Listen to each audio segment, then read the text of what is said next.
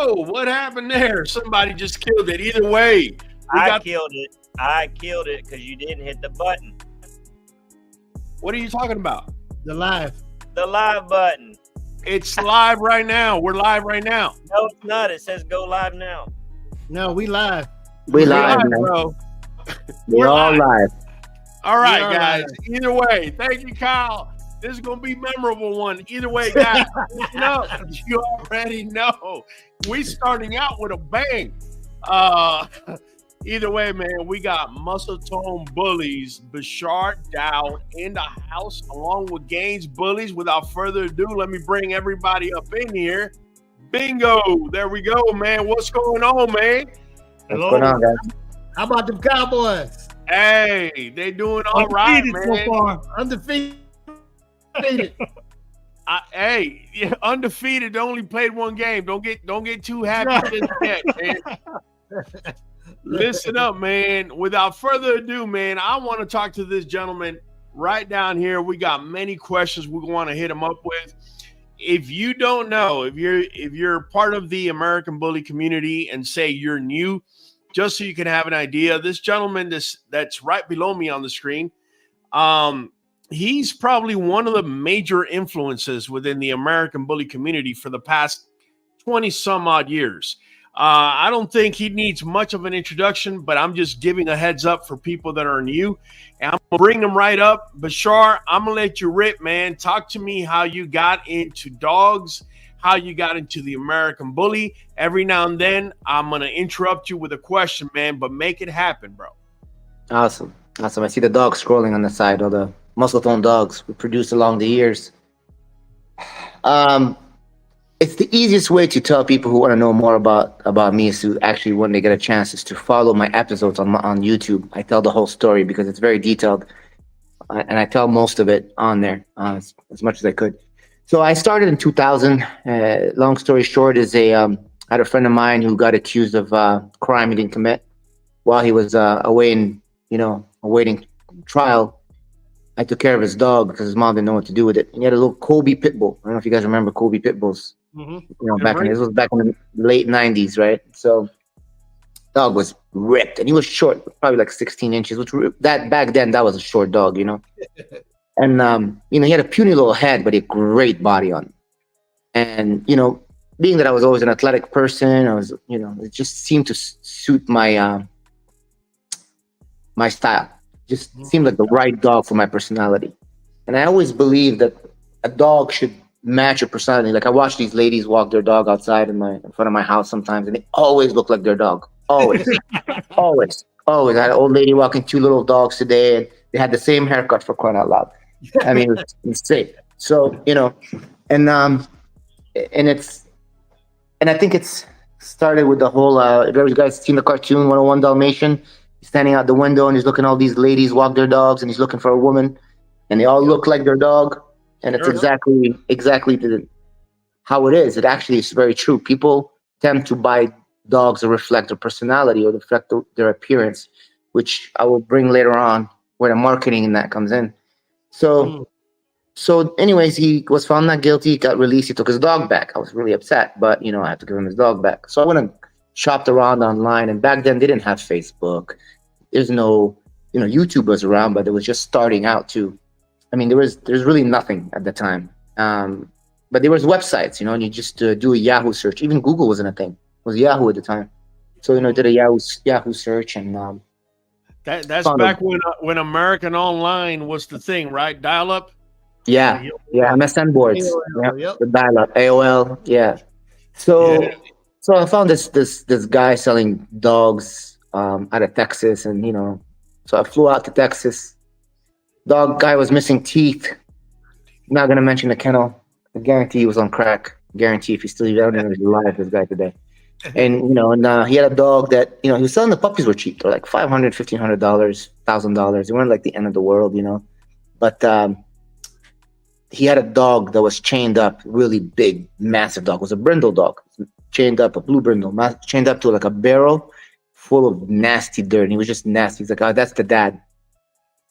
And I just couldn't give this guy any money, just from the way he presented himself and talked and acted. I'm like, I can't give this guy money. I just feel like I'm getting scammed here.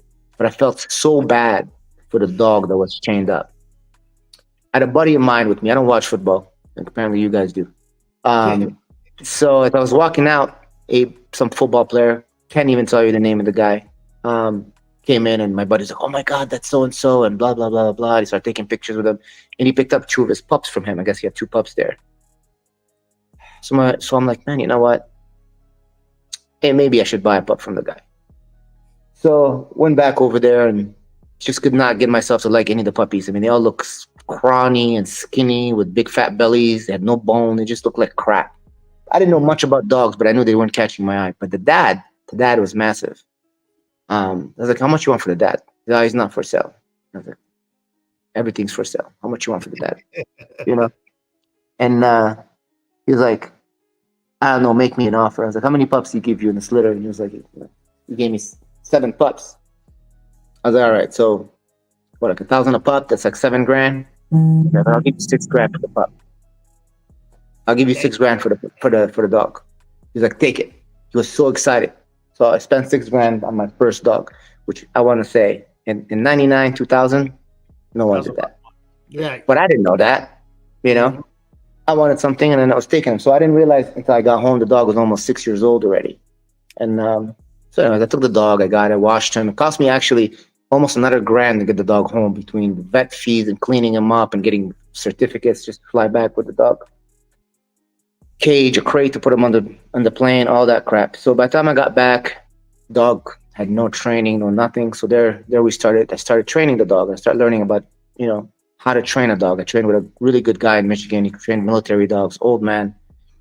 If you guys are still in Michigan or anyone out there, I think the place is called Sundog, sun_dog.com on the website. Older man name is Jerry. Phenomenal dog trainer. So taught me everything I knew about dog training.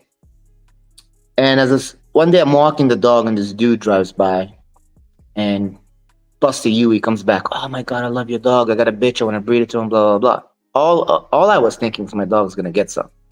Oh my God. All right. Like, yeah, bro. Let the dog get some. You know what I'm saying? Like, why not? Right? Just typical man thinking, you know, it's my buddy. It's my boy, right? Who doesn't want to see, you know, their boy prosper, right? So he brings the bitch down, and I never see anything like it. And you know, and they were like, took for God, I think an hour and a half, 2 hours before they figured it out. And yeah. So when I was done, he's like, so how much? That's all he said. How much? And I was like, whoa. You didn't say anything about having to pay you, bro. Because I'm thinking like he's got the bitch, right? You were prostituting the dog. You didn't know it. So you didn't about have to pay you, bro. You know, she gave him what he gave her. It's all even here. Oh, your boy had to pay for that, man. Yeah. Right, I ain't paying for this. So he's like, no, bro, I gotta pay you for the stud fee. And then he started to explain it to me. And I was like, well, I don't know I don't know anything about this. So why don't you tell me? And he's like, I don't know, $500, $1,000, you know. I was like, yeah. He's like, I've seen it go up to $1,500. I was like, all right, 1,000's fine. We'll go in the middle. He's like, well, I don't got it right now. Once I confirm she's pregnant, I'll bring it back. Yeah. That's funny. I couldn't care less. Honestly, I was just happy for my dog, right? Yeah. Right. So I forgot the guy even did the breeding. I mean, months went by. Months. He shows up at my house with this pup. Man, I don't got the money, but I got this pup. I was like, man, don't worry, just keep the pup. I don't need it. And he's like, no, man, I gotta give you something because I need the paperwork. I need, you know, because I sold the other puppies. I'm like, hold on, you sold the other puppies, but you don't got the money.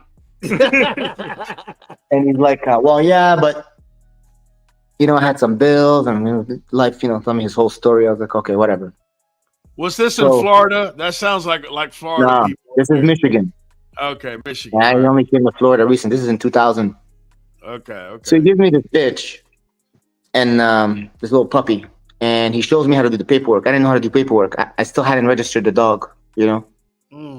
I didn't even know if I had the right paperwork. Turned out I did. I just had to go through a bunch of loopholes to get shit done. Anyhow, so got it done, got the paperwork. We did the litter thing. One day I come home and this bitch looked like she had a tumor. I was like, man, something wrong with this dog. You know, she couldn't have been that old, like maybe 8-9 months. Oh, So I rush her to the vet, and the vet's like, well, she's perfectly fine, but she's pregnant. she's Oh, pregnant. damn. I said, bro, what are you talking about? Dog's not pregnant. Check her again. He's like, I don't need to check her again. We did, and she has 5-6 puppies in there, and I'm like, how could she be pregnant? Who's the dad? Yeah.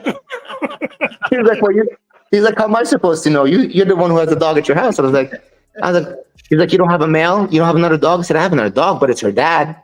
And he's like, well, that's most likely what it is. And I was like, no, bro. What are you talking about? You can smell it's his daughter. He wouldn't do that shit. Bro, I knew nothing. My brain was like, I knew nothing about dogs. And he's like, no, that happens in the animal world. It's normal. So he's laughing. He's explaining it to me, and I'm like disgusted. Like, how the hell? I want to go home and beat the dog. What the fuck's wrong with you? What kind of incest shit is this? You sprung him, though. Oh, God. I get back home. I couldn't even tell anybody. I was like, man, I can't tell nobody. This is embarrassing. What do I do? So he's like, no, you don't want to abort them because we'd have to fix her. It might cause complications. He goes, we can fix her after she has the pups. We're just going to have to figure it out. So I called the dude that gave me the dog, and he's laughing at me too, because he's like, no, man, that's the best kind of breedings. And I'm like, dude, something wrong with this guy. Like, what this is? Because my brain didn't understand anything because I didn't know anything about breeding. I just wanted a dog, right? I had no interest in breeding the dog. So anyhow, it was winter time at the time, and Michigan gets all the snow outside, and they had this doggy door that came in and out of the house from the garage area, and I had an igloo outside. You guys you've seen those igloos? We don't have those in Florida, but yeah. So I realized that I hadn't seen her in a couple of days. I'm like, man, I've not seen her come in the house in a couple of days. Let me go look for stuff. So I go outside, and she's in the igloo. She comes at me, snapping and growling, and she jumps, and I caught her like midair. She wasn't huge. She was maybe like 70 pounds, but she was they're taller dogs at the time, So it was kind of an awkward dog. So I'm like holding her like this, trying to make her not bite me, and she's wiggling, and so I toss her over to the side, and she runs back inside the igloo. I'm like, something's going on. Yep. So I called her back out again. I tied a leash on her and I drag her inside. I mean, it was brutal because she wanted to kill me. And I'm like, something's going on, man. This dog's got rabies or some shit. Turns out the puppies were in the igloo. Yeah. In the snow. I don't know if they were a couple of days old or what, but they were all alive. Of course, at the time, I thought that was normal that they were alive. Knowing what I know now, I look back, I'm like, damn, those dogs were super dogs, man. I was like, what the hell? Right now, if my heat lamp goes out, they all die, So, yeah. So, anyhow, I brought the dogs inside, put them by the fireplace, and she whelped the litter. It was pretty easy. She kept the place clean. She was a good mom. She calmed down too. So, time came to sell the puppies, and called the guy up that gave me the bitch. I was like, bro, I don't know what to do. These puppies are shitting all over my house. They gotta go. And there was a website at the time that you could post your dogs for sale. I could not remember the name of it for the life of me, like Wibble or some crap like that, or some weird name. So I put the dogs on there.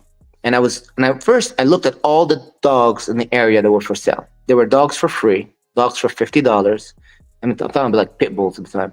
Dogs for $100. The most expensive dog was I think was $250, but I don't even think it was that. But they were all cheap. I'm like, so I start counting the dogs. I'm like, man, this is nothing. This is peanuts. Like, I'm barely gonna break even here if I sell these dogs for that cheap. Hell no. So you know what? Screw this. $1,500. So I put them at $1,500.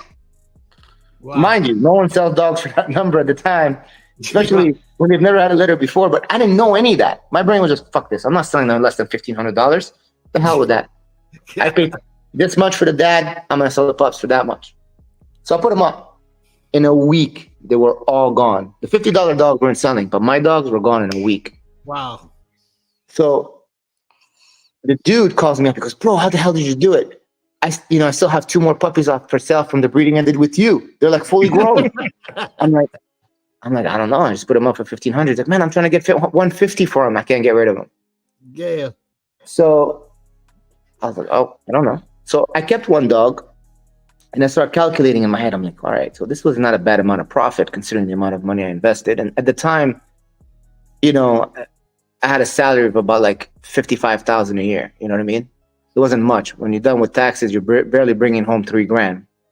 So, you know, an extra $8,000-9,000 makes a difference. pretty good. Yeah, it makes a big difference, right? So I was like, man, you know what?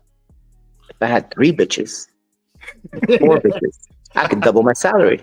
You know? Started multiplying. Yeah. I was like, okay. So there might be something there. You know what I mean? So that's how it started. And that's when my brain started to calculate and do math. But first I needed to know a little bit more about dogs. So I started visiting kennels and going to dog shows. And, you know, and dog shows, you found out about them by going to a pet store and see a flyer on the wall. You know what I mean? Or word of mouth. They were, it's not like today where you can announce it on social media. So to see a dog out of state or something like that, you'd have to know someone who knew about it. But eventually you start meeting people, you connect with people, and I was, oh, you got to go to this show in Florida, you got to go to this show in California, you got to go to this show in Texas, you know, it's like, you know, or New Jersey or whatever. And then you start traveling, and I was like, oh, screw it, I'm going to get in the car, I'm going to drive. I had this Honda Element, 2003 Honda Element. I think I put 320,000 miles on it. I'm not joking. Traveled the entire country looking at dogs. For real. I did it for years. I had a big Muscletone logo wrapped around it. I don't know if anyone has pictures of it still from back in the day. It was posted quite often.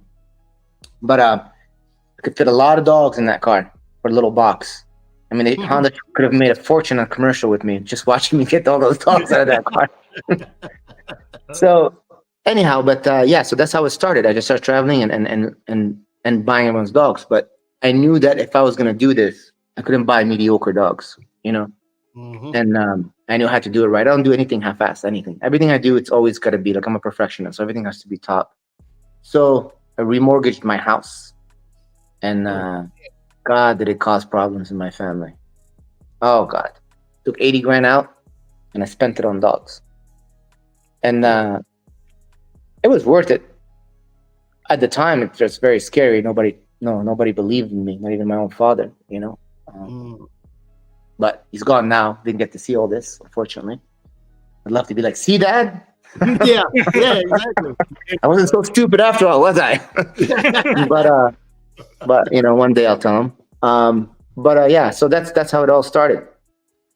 Just like that. And I realized really quick around 2003, 2004, that people who own dogs, not just breed dogs, own dogs, I would say 90-some% have a mental disorder.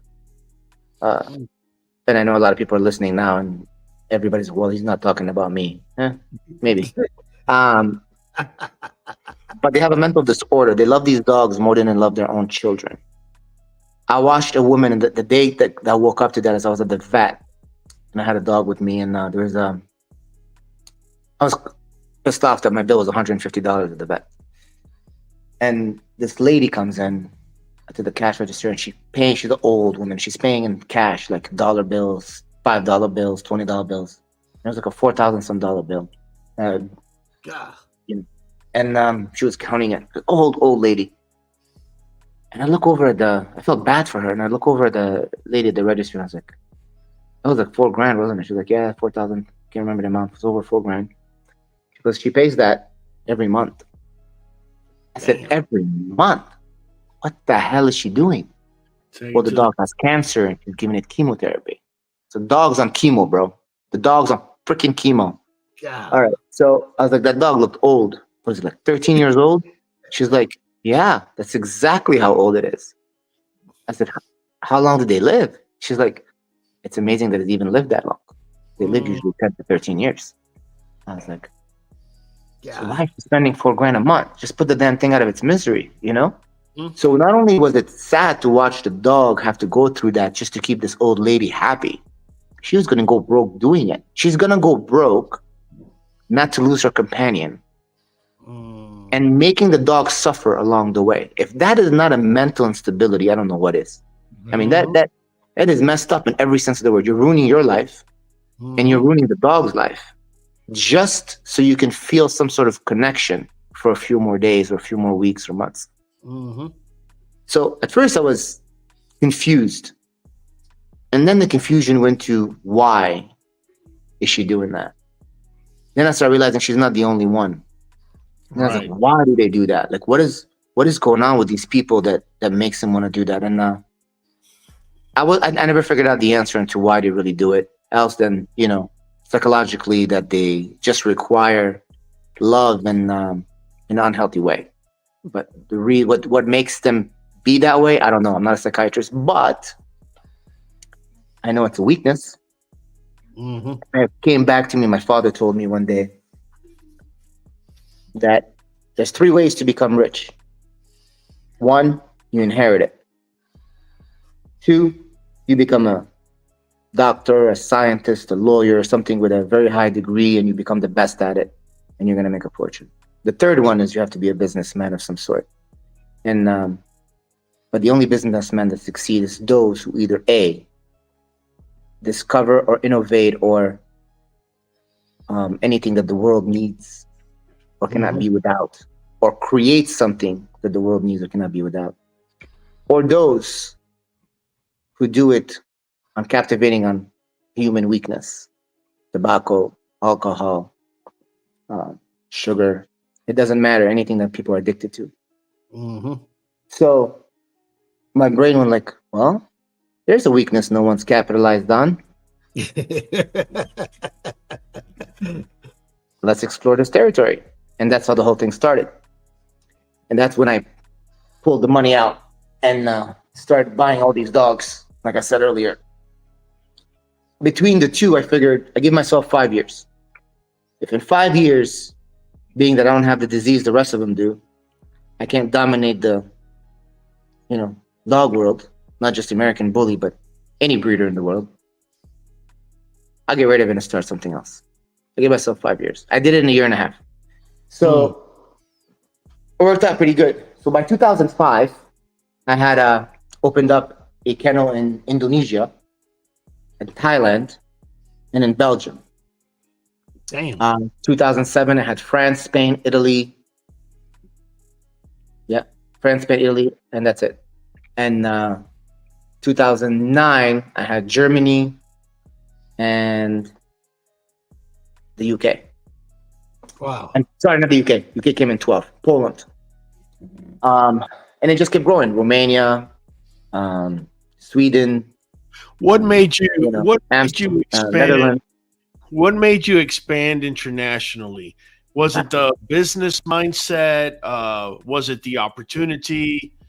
I had a client who saw my website in Indonesia in 2004, and he called me up and he wanted a puppy off of Simba. Simba was the dog out of my first breeding, and he was a very popular dog. His stud fee was $1,000. Nobody had a dog at $1,000 stud fee in the area, at least that I knew of. And he was studying, I don't know, 6-7 times a month, which is a lot back then. Which doesn't sound like a lot of $1,000, but that's $6-7 grand a month for doing nothing. So yeah, and that was just locally because we didn't ship and collect back then. So everyone had to drive to me. So they either came from somewhere in the hood, or they came from Chicago, or they came down from like Indiana, Ohio. Some people drove all the way down from Virginia, where Dave was. So I mean, there was that's how they did it. They just drove. So it took a lot more legwork back then to do the breedings. But yeah, so anyhow, so he was in Indonesia and he wanted one of the dogs, and I sent it to him, and he was like, then he wanted a female. So I sent him the female, and then he wanted to do the breeding system, and he was like, can I use the Muscletone name, and what do I, put on the paperwork, and blah, blah, blah, because at the time it was called Muscletone Pits. It wasn't Bullies yet. Bullies didn't exist in 03, 04. So I was like, you know what? Let's partner up. I'll send you another female. You cover the shipping, and then when you breed, we split the litters. And that's how it started, with splitting. And he was a very honest man, and he always sent me my half. And it wasn't until I did a couple more kennels and I realized that, nah, these guys ain't sending me my half. They're ripping me off. I know the numbers. And so I changed the whole system. I was like, okay, from now on, it's 65 grand. At the time, it was 65 grand to join Muscletone. You keep all the profit, but you use my name, so you're going to give me $3,500 franchise fee a year, which is nothing. But that came on later. But the idea originally was, that's how it started. It started with me just helping one guy out, you know, and to grow. And then I kind of like, he became like family to me, you know what I mean? He ended up dying of cancer a few years later, but, you know, and I still help out his family. And he died in, I think, in 08, 09, but I still help out his family. So it was, they all became family to me, and it became like more of growing. MuscleTone became a family and more than just a business. And it was always about helping people. So I had a lot of people come to me and they're like, hey, I want to join MuscleTone. I'm like, yeah, no, you're not the one. You know, and it was just more like, it wasn't just so about the money, but people I could trust. But before I learned that lesson, I went to a lot of people I got screwed over with, you know. But I was never the kind of guy that do drama. So I'm never online talking. So no one ever knows when I had problems with anybody. It was always discreet and personal. I always handle professional. Like, you know what? It's not working out, buddy. Like, we could stay friends, but we could, you know, you got to take my name down. And I had control of all the websites. I still do. So I shut them down, you know? So, and that's the end of it. And nobody has ever really tried to continue using my name without my permission. I do catch fraudulent accounts every now and then, but I don't know those people. So I always report them. So yeah, that's how the whole thing started. So go through that vetting process for you. You talk about building trust and you know, finding the right partner. Like what qualities you look in a person? When I first started, I was looking for partners I could trust who not only can do the job, but I know are going to give me my cut. They're going to not steal from me. You know what I mean? And I learned that doesn't work. And you might have, like, out of 100 people, one person who's honest enough to always give you your cut. And to find people, I'm that person. I've ran a lot of businesses for people. I never take $1. It's not me. I'll give up $1 before I take one. And it's just the way I was raised. And I made the mistake of assuming that everyone was like me. They're not. So to avoid dishonesty, I made it that they could keep all their profits. And I give them a flat fee they have to pay. Look, you give me $3,500. That's it. It's nothing. You don't give it to me, I'll shut off your website. You know what I mean? It's that simple. And you know, I gotta pay to maintain that website anyways. So that comes out of the $3,500. So really, there's really nothing left for me much. It was more to allow them to prosper. And I wanted them to succeed. The idea of MuscleTone helping others, because I was making quite a bit of money right away. So I really didn't need the extra income. It was more like, hey, now you can make money too. So like, I have a lot of my partners, when I met them, they were living off of $2,000 a month. You know. So the amount you stated there was 55,000 at first, and you'd give them 65. The originally was 65. That was the first. Now it's 150, but originally was 65. You know, when I first started the franchise situation. And for that, you would give them a couple of breeding females, or it was always 6 dogs, 2 males and 4 females. That's what it takes to make to run proper operation. And the dogs have to be the top of the line dogs. So those are reserved for the partners only. No one else was able to buy those dogs at that time. And then start releasing those dogs for sale until like 2014, 15. And when I put them up for sale, that's when my dogs were going for $100,000 for my first picks and up. You know, you posted a few of those dogs that I sold for 100-some thousand a pup. You talking about puppies? That's one of them right there. You know, that dog sold for 150 as a pup. Wow. Now you mentioned something. You mentioned obviously when you were expanding and whatnot, you know, people weren't raised like you, so they were always trying to stick their hands in the cookie jar, take what they can, so on and so forth. I know from being a breeder myself that when you expand like that, and say you receive a franchise fee from XYZ person, the way they handle their business is also a representation of your brand. Did you ever have a clash or find yourself in a situation where they were doing? Huh? I have a contract with all of them. Okay, talk to me. The way it operates, MuscleTone operates as a real company. Number one, they have to have everything legally established. They cannot be running an operation illegally. So if their city doesn't allow them to do it, they can't do it. If their area does not, the area does not allow them to have a facility, they can't have it. If they're not allowed to have the dogs, they can't do it. They just cannot. So that's number one. Number two, there has to be a business account for the company. Everyone pays MuscleTone Poland, or MuscleTone Taiwan, or MuscleTone Japan, or MuscleTone Australia, or whatever. That company has a bank account. It's not a personal payment. The company then pays you. Okay. Mm-hmm. All deposits sit in the account. You don't touch it until the dog is delivered and 3 days have passed to make sure that they had their chance to check the dog and do the vet certificate. Once that's done, Okay. deal's done, then you can remove that money from your business account into your personal if you choose to, or whatever, however you want to manage it. So that's how it's handled. I did, yes. At one particular point, I had a problem with one of my partners who used to be in Europe. I'm not going to name the country, and he took a lot of deposits. And when time came to be, he reneged on the prices and he reneged on pups, and I had a lot of phone calls.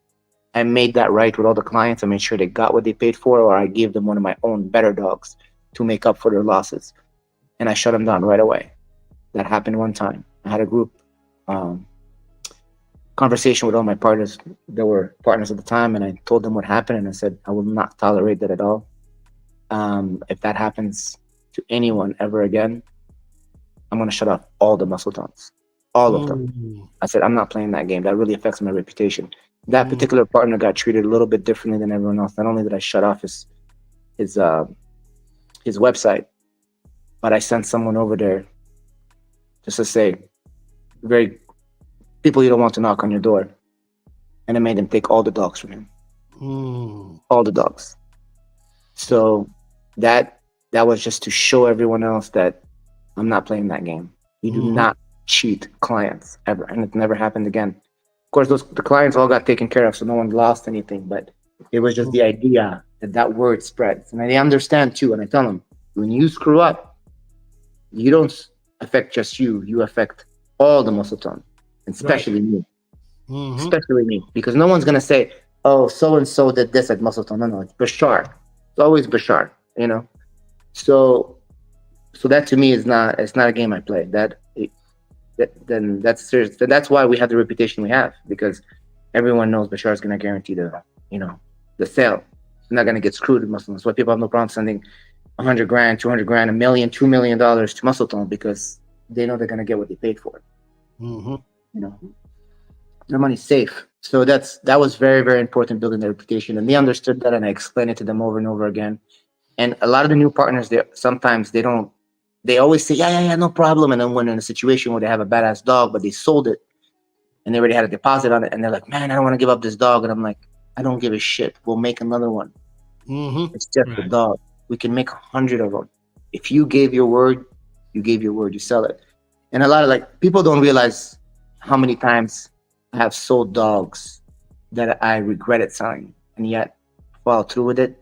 And how many times I've sold dogs for a price and had someone offer me a lot more, and I said, I can't, that's sold. And they begged me. Magoo's a prime example. When I sold Magoo to Mr. Bai, I had his competitor call me and offer me another $250,000 more.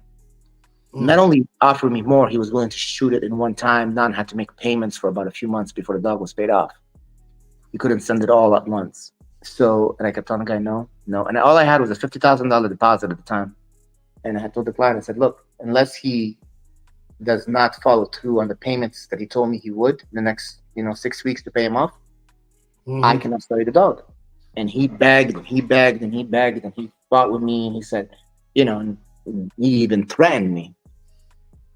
But the dog was not for sale. It was sold to someone else. I didn't care about the $250. I cared about my reputation. That was more important, which worked in my favor, because that word got spread in China and Taiwan and Hong Kong, and got myself or Casa for $1 million from someone who heard about it. Because the first thing they said to me, said, we heard you're a man of integrity, that, if we send you money, you're not going to screw us, that you're the man to deal with. And they were looking for a nice dog, and that's when they bought Casa for $1 million.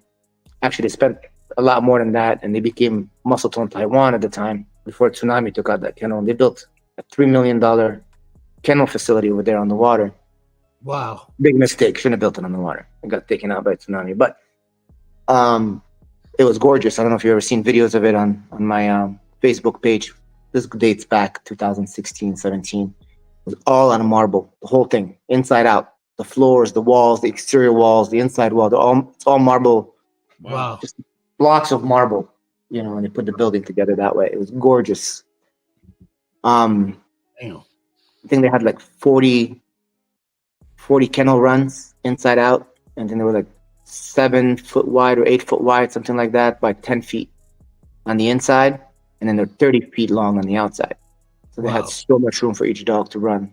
And it was the floor was pitched with a subfloor, so that everything went underneath. It was crazy. And it had water flushing, just like a car wash. It would just wash itself. It was insane the way they did it. Wow. And I was so upset. They never got to fill the place up. You know, they had like 5-6 dogs. They had 2 litters in there, and then God, they had a vet clinic in there, a pet store in there. Did everything. Damn. Great location. Great location. So at that particular time, I invested into that facility. Some of the money they had given me, I gave back to them to have ownership, because I felt, you know, they wanted to build a bunch of these across Asia. You know, they were very, very business-oriented people. So, but that didn't work out. You know, tsunami took it out. The old man got old and sick, and he retired, and his son just sold the company, and they don't need the money. They have money. So, but yeah, so that's how the whole franchise thing started. And what I liked about the franchise is it allowed me to spread Muscletone name, and that was the goal. To spread the name and to market properly, I had to be everywhere. I had to be what was that Steven Seagal movie where there was a Jamaican guy and he was doing magic tricks? Remember that movie? Was it Hard to Kill or something? And turned out that the trick was they were twins. And that's why he was able to be at 2 places at the same time, because they thought it was one person, but really there was 2 of them. You know? Right. So the idea, I had to be everywhere at once. And how do I do that? I had to have partners, you know? So that's how the whole thing started. Another thing that really hit us hard with Muscletone was haters. And it didn't start with me. People hated on me all the time here. I ignore it. Hate doesn't bother me, so I kind of like let it go. But one of my partners in France, when he first started, she had a guy that was very popular in France who was buying a lot of dogs from Dave Wilson at the time, who ended up screwing Dave Wilson over badly. He was just a bad person in general. And he has a little crew. You know, they all have their little crew. And he was, you know, bullying on the internet my partner in France. And my partner's the kind of guy, you know, he looks tough, but emotionally easily shuts down. And kind of like disappeared for like a week. Wouldn't answer my phone, so I ended up getting his wife on the phone. She's like, man, that, you know, this dog thing is killing him. All these haters and all these this and this. And I'm like, what are they saying? So I go on there and I speak French, so I read all these things. These are like MSN board style, but in French. So I'm reading all the comments and everything, and it's like pitiful shit. Like, oh, he doesn't know what he's doing. He thinks he can compete with us. He doesn't have real dogs. But then they start getting personal about, you know, calling his wife a hoe, calling his mother a hoe, like out of line stuff, you know. Yeah. So I went on there and I you know me, guys, I don't talk shit to people. So I went on there and I said, you know, the dogs that he has are pockets, and the dogs that you guys have are XLs. These are very, very different style of American Bully. Personally, in my opinion, the XL is on its way out. The new thing is pockets. So if you guys want, you know, prefer the XLs, then you guys will purchase XLs. If you guys prefer pockets, you know, Muscletone, that's what we're offering you in France. I said, there's no reason for all this, you know, talking and cheap shots you're taking at people, talking about people's mothers and daughters and wives. I mean, how immature are you guys? This is ridiculous. These are just dogs. You guys, you know, need to relax a little bit. So then they say, coming at me then. They're like, oh, yeah, well, this and this and blah, blah. And they start insulting my wife and my family and all that. So I responded, look, I'm not going to go back and forth with you and insult you in this. I said, I'll tell you what I'm going to do. I'll give you 3 days. And if in 3 days you do a public apology to my partner, I don't need you to apologize to me, I will let this slide. If you don't, I will send 4 females over there. I will have my partner show up to every single show and embarrass your males. And I'll put you out of business in 6 months. And I put this first privately to him, but he didn't respond to me. So then I went back and I put it publicly so I can make sure he saw it. So he starts laughing. Oh yeah, bring it on, blah, blah, which I thought he would say. And I was hoping he would say. And I did. I sent 4 bitches over there.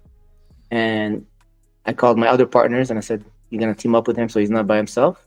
And you're going to go take these 4 girls. And I want you to do it live. This was when Facebook was getting big at the time. In 2011, I think it was, 10. And I want you to video every single stack off. And that's what I did here. But stack offs everywhere I went. That's how I got famous. And I want you to do every single stack up. And I want to make sure that when you're done videoing, you go behind and you show his balls and you show the dog as a bitch next to him. And he didn't disappear in 6 months. He disappeared in 6 weeks. No one ever heard of him again. Yeah. And I swear I never did anything to the guy. He just disappeared. And that was the end of it. And that actually helped us quite a bit. We became very famous very quick. Let me ask you this.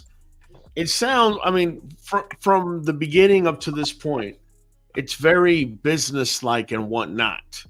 I am sure that along the way, you must have came across a bully, 2, a half a dozen, however many, that just completely stole your heart. How many bullies in your time are dogs that behind the scenes are more than just breeding dogs, that are dogs that just totally, you know what I'm saying, you have a connection with? I know these guys. I know Bad Betty over there, and Tugboat is definitely in my yard. You already know Fireball. He's got me on the palm of his hand. What dogs got you on the palm of their paws, if you will? Well, the only dog I ever had soft spots for was my first dog, Simba. I had quite a bit of offers for him, and I didn't sell him even at the time. And back then, there were big offers. Is this that $6,000 dog you paid for? No, it's the dog that I created off of that dog. Simba was my first production. The other dog died like a couple of years after I got him. One day it just didn't get up. It was just gone. I have no idea what he died from. He was maybe 8, maybe 9, something like that. I guess that's why I thought his son wouldn't live that long. When he told me 7, I was like, oh my God, you know. But he lived to 19. Yeah. So. Stella was one of those dogs that took everywhere with me. She was the runt of her litter, and she was so small and easy to take everywhere. And she's just gorgeous. I mean, her body was unreal. Like the muscle mass on her, she was ripped, big bone. She looked a lot like this dog. This dog looks a lot like Stella. It's one of our, one of our best representations of Stella is that dog right here.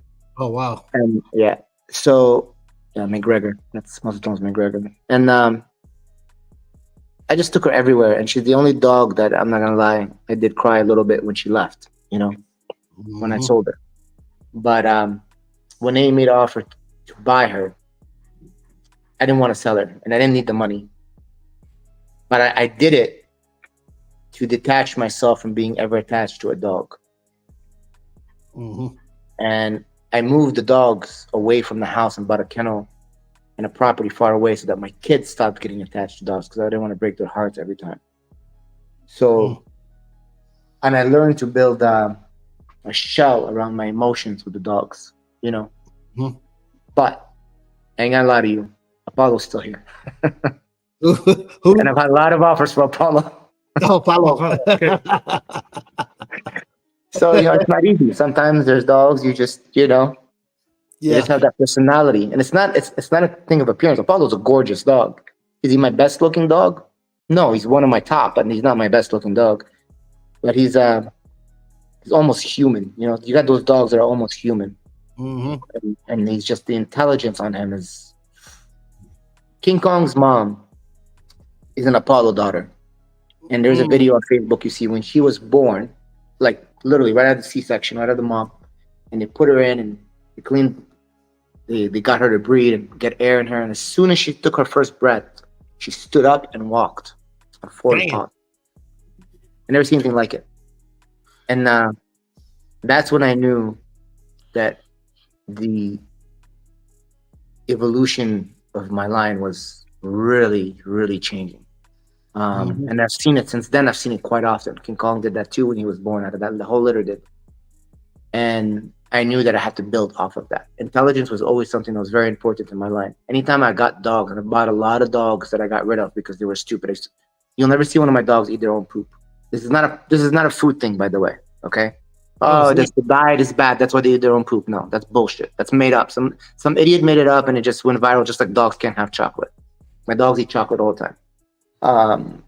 Freaking Fuse had a chocolate bar this morning. So The whole thing? The whole thing. Jeez. The whole thing. And I'm pissed off because that was a $15 chocolate bar. I'm guilty too. Betty eat chocolate bars too. Yeah, they eat chocolate. There's no such thing. It's all made up shit. So intelligence is the thing. Dogs that eat their poop, they're just nasty dogs. That's all it is. They're just disgusting, nasty, stupid dogs. It's just nasty to me. I won't breed it. You eat your poop, you're not getting bred in my yard. I don't care what you look like. Let me stop you for a second, because some people that are watching this are probably thinking, damn, Bashar, what a hard ass, he wants no connection with his dogs and this and that. Guys, you got to realize when you're a breeder and you're moving as many dogs as he probably was, or as many dogs as I am, or as many dogs as even Gaines, there has to come a point in time where you got to have breeder mentality. You have to be able to move a dog out of your yard. If you're not emotionally prepared, if you're connected to each dog as if though they are your loving pet, you will get your heart ripped out. So what he's saying, I mean, it's straight up facts, and it's hard to digest for many of you that are determining whether you want to become a breeder or not. I can tell you right now, if you cannot move away from a dog that you love, don't jump in here and be a breeder, because sooner or later you're going to have to do that. If you don't believe me, we just moved 305. I had to move Chanel. I had to move Athena. I had to move Daisy Duke. I mean, these are just 4 dogs in a matter of a month and a half, 2 months that I had to move. Dogs that I consider to be children of mine because I love them. But at the same time, there is a barrier, because you got to have a breeder mindset. You cannot be a pet. You cannot have a pet owner mindset and think that you're going to be a breeder. Notice what he said. He set up a kennel far away from his house so that his kids wouldn't grow attached to these dogs, because these dogs are going to be sold and moved at some point, right? Mm-hmm. So let's not light them up at the stake here real quick. By the way, Richard, I had to stop you here for a second because we have a question. I already told you before the show, you give me a thumbs up as to whether they get a spin or not. Here's the question from Mark Whitehead. What do you feed your dogs, raw or kibble? Do you use any supplements? Okay, that's a good question. Depends. I feed kibble. Actually, what I'm feeding now is Inukshuk. It's a Canadian-made food, high in fat, high in protein. It works great. I have no issues. I have some of my older dogs who do not do well on that food. They won't eat it. When they do eat it, it's the nibble at it. So those dogs eat akana, the fish food, which is a really, really, really good food. For some reason, every dog I have loves that food, but I can't possibly feed an entire kennel of akana. It's $100 for 25 pounds. It's not feasible to feed 30 dogs. So yeah. So that's the food I feed. Now, we had our own dog food, but we had a problem with when I do something, I always want it to be the best, like I said earlier. And the food I wanted to make, I didn't want preservatives in it. And the problem is when you don't have that, they go bad in 6 months or less sometimes. And they were going bad before we could move the bags or even deliver the bags, because we have to make a certain quantity to get the price we want. So we can't just make them as they're ordered. That just doesn't make sense. So that we have eliminated the dog food. We have now a new food system, and it is a raw system, and it's a dehydrated system. I'm going to show you guys. Actually, I have a bag of it here somewhere. I brought one in the other day. 1 second. All right. While you're doing that, we're going to go ahead and spin that wheel. I'm going to go ahead and give Mark Whitehead a spin here. Go ahead, your spin. Yeah, you did say it was a good question, man. So I'm going to go ahead and give you a spin, Mark. Let me bring that up. And here we go. Can you guys see the wheel? Yes, sir. All right, here we go, man. Mark, here you go, man. Come on now. Rooting for you, Mark. Oh, dang it, man. Dang it. Hey, Mark. Yeah, man, that wheel. That wheel's been tough, man. It's been tough. All right, good deal, man. I appreciate the question, Mark. You definitely got yourself a spin. We got Insaratha saying, I agree with him on the intelligence factor. It's very important to me that they are smart, and I want to breed for that. Right. Yeah. And then we also got Furman Broom saying, good job having Bashar on, guys. Go ahead, Bashar. Continue. Can't find the dog. I can't find the bag. I think we took it back to the back again. So these are sample bags we're making right now. This is going to be the ultimate type, the way to feed your dog, especially pregnant females or dogs who are getting ready for shows. It won't be as cheap as kibble. Nothing's cheaper than kibble. But, you know, you could mix it with kibble, or you could feed it separately when you're getting your dogs ready for shows or when you have pregnant females. Or maybe if you have a dog that you want to keep in, you know, good health at all times. You know, it's not the best solution for all breeders, but it's a best solution for anyone who has a pet or has a pregnant dog or a dog ready for a show. I'll have an episode on one of our channel. The next episode I come up with will be about the dog food. So we have a chef, a very famous chef, who is making the recipes for us. It was actually his idea to do the dehydrated food. He came up with it because we were pitching ideas back and forth, me and him. He bought a dog for me recently, and I was like, this is the problem I'm having. You know, I won't settle. So it's either I don't do it or I gotta find a solution. And he came up with it like that. I was like, man, why don't I think of that? So, but yeah, so actually I'm partnering up with him because I don't want to cut him out of the deal since he came up with the idea. You know, and we're using my formula for the food and his idea for the dehydration, and he's gonna be putting the recipes together because he knows what goes with what, you know, for taste and all of that stuff. This stuff is so good that you could eat it. I'm not joking.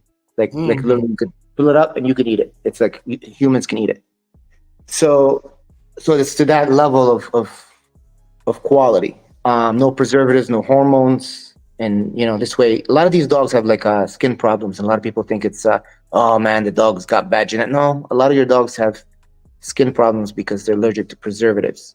To demand that your dog be genetically not allergic to preservative is the most ridiculous thing you can possibly say. Because God didn't make preservatives. We were never intended to consume it. It damages us. How could you expect your dog not to be damaged by it?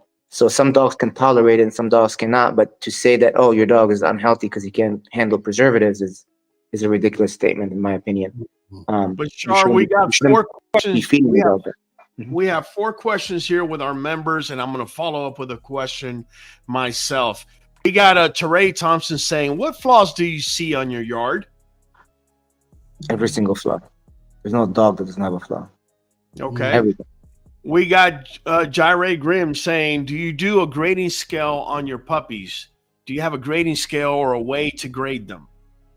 Puppies? Yeah. No. You don't? No, okay. This is like everyone thinks they're an expert at picking puppies. Let me tell you something. I've been doing this 25 years. And I've picked the wrong pup at least once or twice every year. Okay? There's you just don't know. Like sometimes the ugliest. I have seen dogs with underbite end up with scissor bites.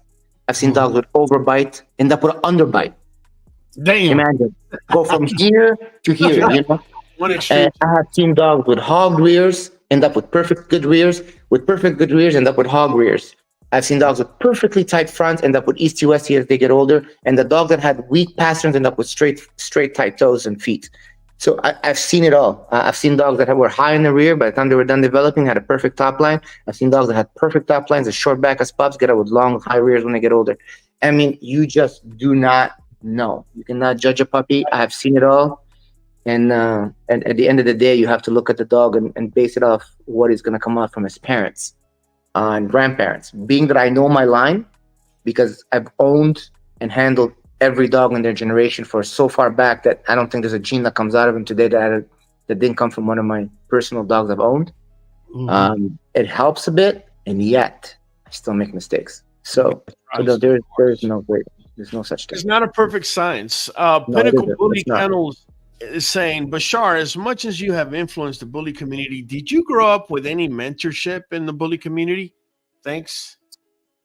I grew up with, not only did I grow up with no mentorship, I grew up with people around me who thought they were mentors, who were actually the worst possible advices they can give you. Wow. Like they were the opposite. Like if anyone could have destroyed me by listening to them, I had those all around me. What made you realize that? Because I want a lot of these new breeders to hear your answer. What gave you hints? What were the red flags that told you these people really wanted to screw you over?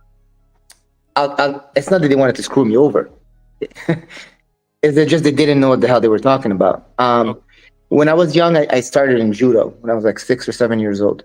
And there was this particular kid that was a little bit older than me, and he was really tough. And he would show me how to do things. And for about 2 years straight, I learned off of this kid. And then one day my sensei pulled me aside. He goes, "Why are you doing it like this?" I said, "Yeah, because, Alex showed me." And he goes, "And why are you listening to Alex?" I said, "Because he's tough." He says, "But he's the same belt as you." I said, "Yeah, but he's better than me." "Yeah, no, he's only bigger than you. He's not better than you." He said, "No, you don't listen to anyone who doesn't know what they're doing." He goes, "This is why we have black belts. You go to the black belts and you ask the black belts how to do things." So then I started off with the black belts. As I got older, he pulled me over the side again and he goes, "Don't train with this guy. Go train with this guy." And I was like, so confused because he's a black belt. Why is this guy not? And I was still, my brain, still at the time, I think I was a brown belt. So I was getting close to black, but it was still confusing to me onto why this guy would not be a good teacher and this one would be, when they're both black belts. In my brain, they're masters. And I learned very fast that just because they had a black belt, even though they were very good and they earned it, it doesn't mean they're masters. It just means they just made it, right? So he then one day pulled me, said, "Never take advice in anything in life from anyone who has not proved himself in what they're teaching." So for example, when you listen to a coach that's coaching you, imagine you go to the gym and your coach is fat. Yeah. Never been in shape his entire life. How the hell does he know what it takes? Well, because he read a book, because of this, or because he has a few guys underneath him that look good? No, they're making him look good. He's not actually that good. They're just making him look good, right? And it's the same in life. So I start only following and listening to people who've proved themselves. So if I had an instructor that I knew was an Olympian at one time, I could learn from him. I can learn what he's doing. Or if I know that he's, trained Olympians, 5, 6 gold medal Olympian underneath him, then I would train on him. So when I came to the dog world, it was the same concept. I have these guys coming to me, "This is how it's done, and you don't do this. No, you never do that." And they were talking with certainty. And that to me is a red flag, because nothing in life is certain. One of the quotes that goes on is, "Only fools are sure," right? So very often, like for example, just now you asked me if do I grade puppies or what flaws do you see. Like these are very common questions people get asked, and the answers are always, "Oh no, it's like this." There's no, like you said, there's no perfect science. There's no one answer fits all. So that's because I cannot be a fool when I look at things. So if I'm looking at you and you sound like a fool because you're so certain of everything you're speaking, it's not that you're telling me, I've done this breeding in the past and this is what I got. I don't know. There could be something there. No, you're telling me, no, that's how it's done. I did it before. Or I've seen this guy do it. Or it's always someone else did that and it worked. Right. And, but you don't have the personal experience. No, you don't. You don't have the evidence. So to me, that's a red flag. So when you talk to me that way, I don't say nothing, but I'm like, okay, yeah, thanks you for your time. I'm definitely not. When I walk away, my brain's like, I'm definitely not listening to this advice. Right. So, versus if you came to me and you said to me, "Hey, Bashar, I noticed this, that in your dogs. Have you ever tried to breed to this particular dog?" I did, and it fixed my rears for me, for example. Let's just per se we had a rear problem, not that we do. And I said, "No, I haven't." And then you showed me what you got off of the dog, and then I studied the dog, and I saw that a lot of his offspring have solid rears. So I see, okay, this guy's could fix something in my yard, Then I could look into it and do it. See, that's good advice. But none of these guys talk that way. None of these guys thought that way. Matter of fact, when I bred to Dax, I saw Dax when he was 6 months at Ed's place. I flew out to California to check out the competition at the time, and I saw Dax in the ring. He wasn't a champion yet. He was still a puppy. Fell in love with the dog. I gave Ed $1,000. And he hadn't even opened him up for stud yet. I gave him $1,000 deposit. And I froze it off of him, 2 units, because I wasn't sure when I was going to use it. And he shipped them out to me when Dax was about 12 or 13 months old. And when people found out I was breeding to Dax, oh, bro.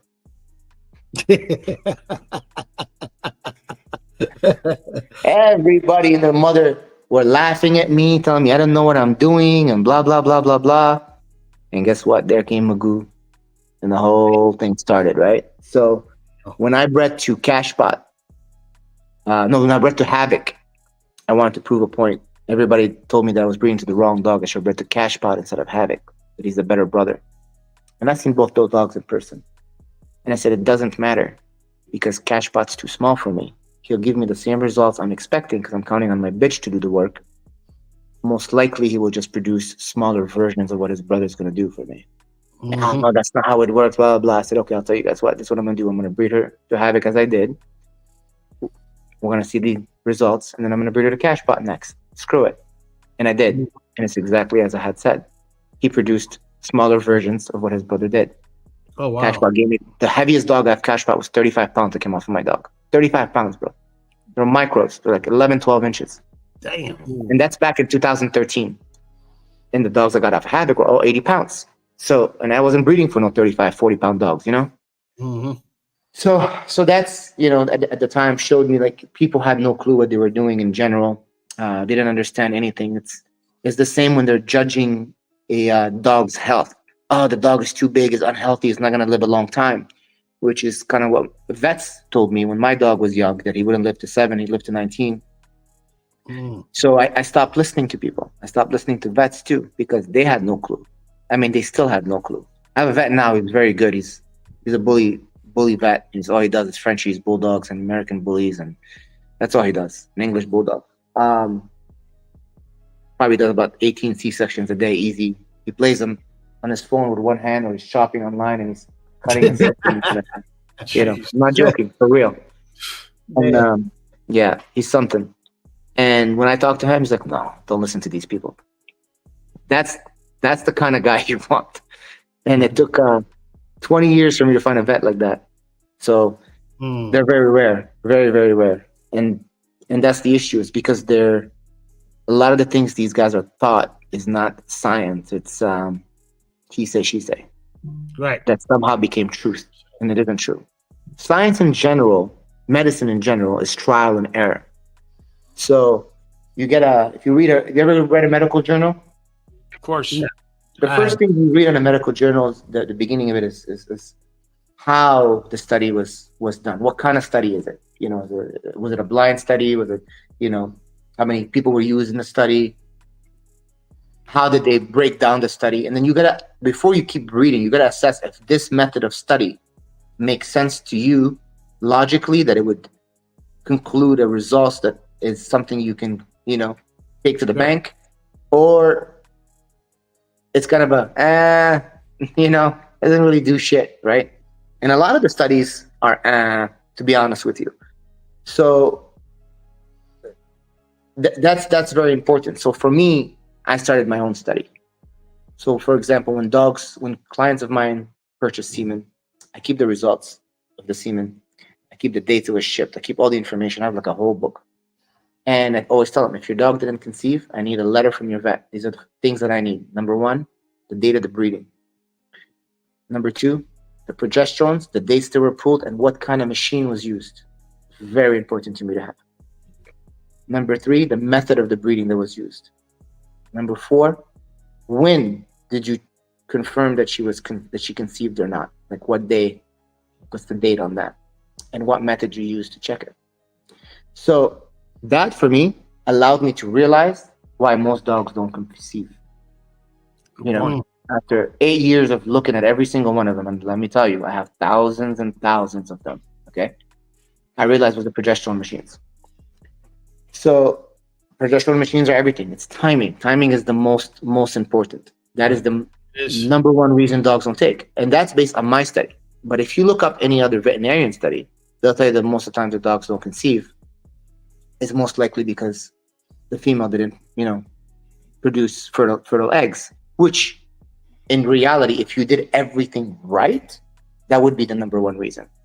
But that's not the reason they're not taking. The reason they're not taking, their dogs are fine. It's because their methods are wrong. So these are important factors. It was the same when I was breeding. Okay, when I had a dog that had a certain fault. Okay, take a picture, write it down. Why is this happening? This is my own study. So when I got to where I got, I based it on my own study. And why certain breedings are okay, what other breedings are not, and understanding the concept of how genetics work, but also understanding how the concept how your dog's genetics work. Because genetics are it's like Russian roulette. You have all these genes in a pool, and you could shake it, and you make a little hole, and just go like this, and one comes out. You don't know which one's going to come out. Mm-hmm. You don't. You think you know, but you don't know. So, but there's ways of doubling up on certain genes and triple up on certain genes. But then you have the fear of them mutating, Okay, well, what mutates what? So that you got to understand your gene codes. You got to understand all the gene codes, how many there is, which are what, which ones should never skip, and if they do skip, what mutations you're going to get. So how to avoid these. When you get rid of all this equation off the top of your head and you understand it, then you can start rolling the dice. And for that, you got to build a good pool, right? So if you watch all my pedigrees, you'll notice there's a lot of outcross, and then there's line breeding, father to niece, father to daughter, father to granddaughter, right? And then the next on, now that you have a 2 times Magoo, for example, or 2 times Kaza, then you bring it into something a little further out, you outcross again, and then you line breed and you outcross again. I did that for a long time, but I did it in a very particular way. The dogs all had the same features, the same codes that I needed to put into the pool, but genetically composed differently. So all of them had massive fronts, massive bone, massive head, massive rears. All of them had the extreme features. All of them were healthy, even though they weren't related before I brought them together. And the idea was to bring 7 or 8 different line of dogs that had no relations for at least 50, 60 years and bring them together into one pool, but they all had the same attributes. But before I could do that, I had to build those dogs because they didn't exist. See, today everyone has it easy. They exist. They're everywhere. I've personally built 1,000 of them. So, so you can get them so easily. But back then they didn't exist. So I had to play Lego. I had to take a dog with a nice front and breed it to a dog with a nice rear and hope to God one comes out has both. And then, you can try that 10 times, you might get it once, And once you had those, you had to do this with 7 or 8 different set of dogs, a set of lines. And to do that with 7 or 8 different set of lines, that means you have to find 3 or 4 dogs of this line that have the same stuff, and then do it again with this one and that one 7 times. So now, you're talking about you have 28 different dogs, 7 times 4, right? So you got 28 different dogs. You're breeding all of them together. You get all the attributes you want. So, okay, you take these now, and then you line breed them down so that you can lock them in, and then you start to cross them to each other. These 2 together, these 2 together, these 2 together, these 2 together, and then later on, crisscross them. And for me to have done that, what I did is, and I ended up sending a certain set of dogs to Poland, a certain set of dogs to the UK, a certain set of dogs to here, and I spread them strategically. At the time, it was hard to explain to my partners why. I was just like, just listen to me, just follow the direction.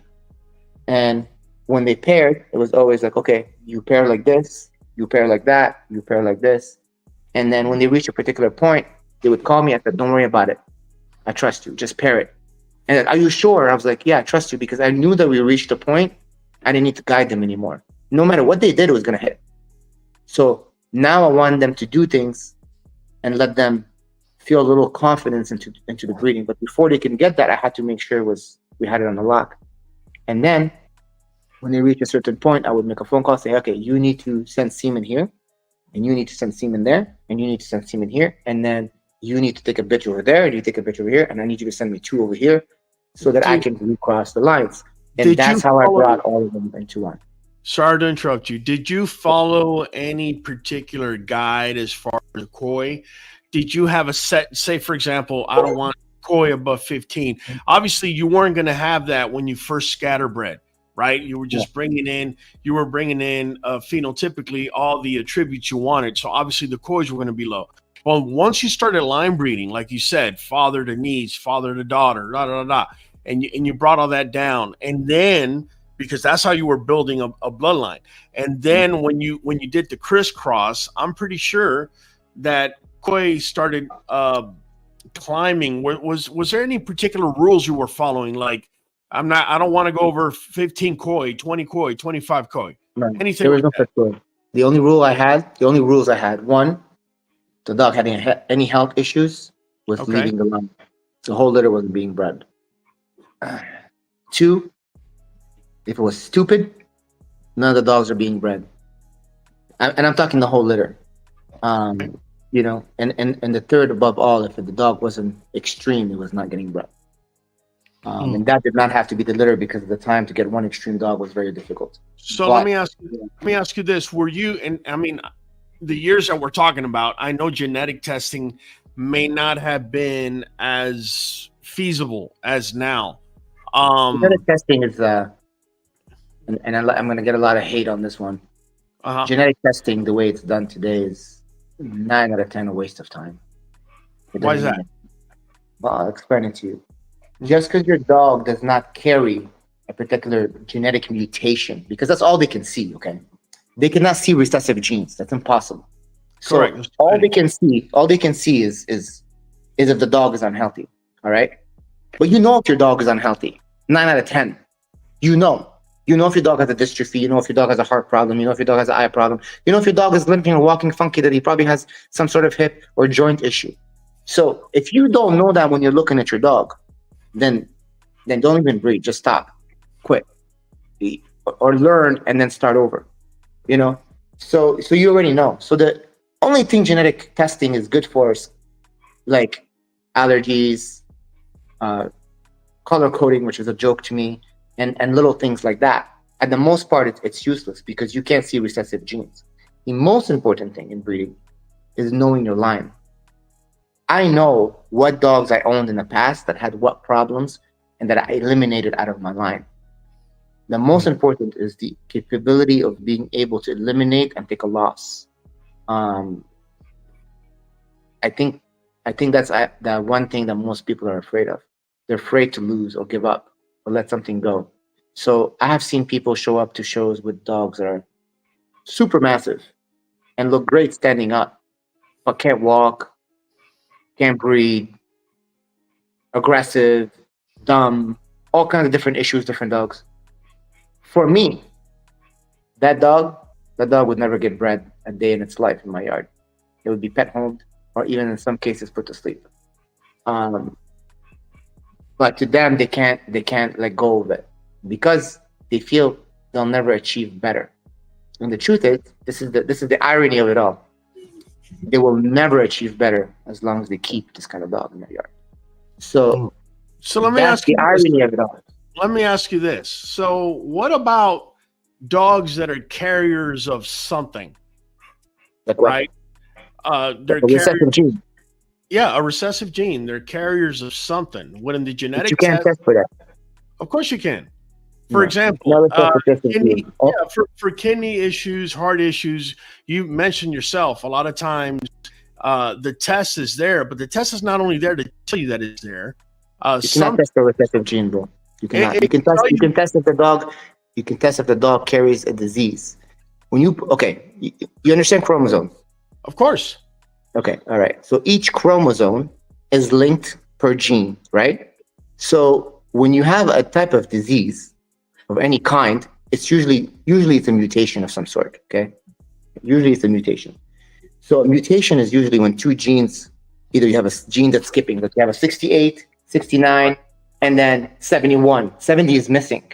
That causes a mutation. Correct. If you're missing that gene, you have a handicap of some sort. There's something wrong with you already, okay? If all your gene codes are there and yet you still have an issue, that is not usually genetic composed. That's usually just you have an issue. You have maybe bad kidneys or bad eyes, but it's not genetic. It's not gonna get. We think as far as we know that it's not gonna get passed on, right? It's not gonna get passed on because we don't see the mutation. But that's not true necessarily. We don't know. Scientists don't know. It could be genetic. We don't think it is.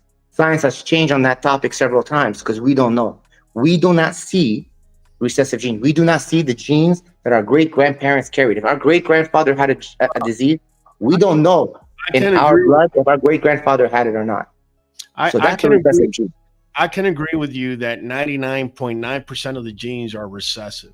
I could also agree with you that I don't care if it's Embark or whatever genetic test is out there, there's no way to identify all those recessive genes. I agree with that. But they have been able to identify, let's say, 150 to 200 of those genes. And more than that, but that's not the issue of identifying the gene. Let's just keep it on a low number. If we're going to disregard genetic testing altogether, then no. I didn't say disregard it. Okay. I said in most times it's useless because you should be able to know if your dog has an issue without even checking it. But what if you have a dog that is a carrier of something renal going on with it, for example, or even ataxia? How about that? I know exactly what you're saying. For example, if a female is carrying this is a prime example. Yeah. Let's pretend you have a dog that has muscular dystrophy. Okay. Females carry the gene. If you look at their genetic code, they carry the gene, but they never carry the symptoms. So they act completely normal. The females, they can act completely normal. They'll never die from the disease. They'll never be crippled from the disease. They carry the gene. Yeah, it's autosomal. Yeah. But they're not affected by it. The males are. The males are affected by it. But the males will never pass it on. Correct. The females will pass it on. It's an autosomal. So you have to understand diseases. So if I have a dog, for example, that had muscular dystrophy, I wouldn't breed it because it would be crippled anyways. So that's out of the line, even though he would never pass it on, right? But nevertheless, there's no point. Now I have to say, okay, I know that he didn't get it from his dad. He got it from his mom, so she's a carrier. So I have to eliminate her and all her litter mates, even if they don't carry the gene, because they could pass on another dog that could carry that gene. You follow what I'm saying? That's why I'm telling you genetic testing means nothing, because she could carry it. And when I test her, she could pass. Her sister may not carry it, but her daughter might.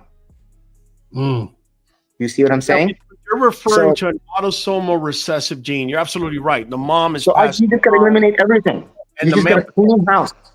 Yeah. Think of it. Think of it of. You guys are gonna laugh at me, but I could call it the Hitler breeding method. I know it sounds pretty bad, but that was literally Hitler's concept. I don't know how much of you guys have read Hitler's book, but about his how he became so crazy. You ever read the book about that? I've seen documentaries on it. He was a horse breeder. His father was a horse breeder. His stepfather, he was a horse breeder, and he learned a lot about breeding horses. So he had this like mental instability of wanting to breed humans. You understand? And all breeders, I would even say it as far, even me. You know, when I got into breeding so much and worried about health, and I started to think, but people should do that. I'm like, man, people should get tested. People should not, like, these two people should not conceive a child together. You ever see two dumb people and you're like, oh my God, I hope they don't reproduce, right? I mean, it's kind of messed up, you know, because who are we to tell who they can have kids and cannot? But they are going to join our society after all. So right. You know, as a breeder, we have this mentality, and it's like, it's almost like we play God, which is really bad. That's why I always say I don't produce anything. God produces everything, because I never want to feel level. You know, yeah, I don't want to go to that step where God's gonna be like, whoa, what are you doing? So, but we have that type of thinking. So I call it this type of breeding the Hitler method. You have to eliminate everything.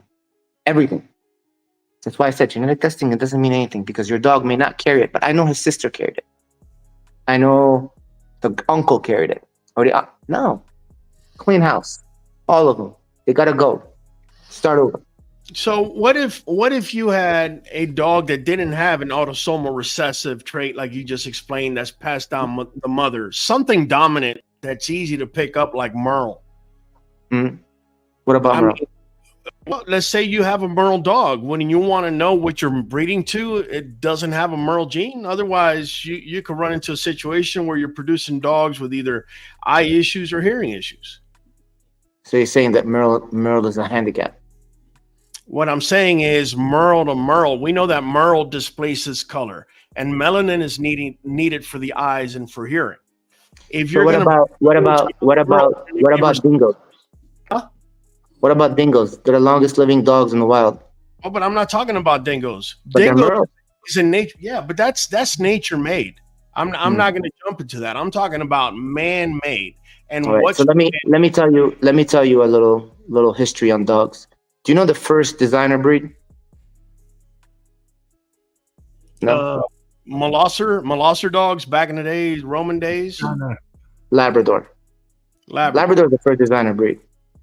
When a Labrador came out in certain colors at the time, they were all one color. When they came out in that goldish color, golden lab, it was considered, just like the Merle, a disease. One particular person decided they were going to breed it anyways, which is today the most popular breed in the world, right? Or was at least a couple of years ago.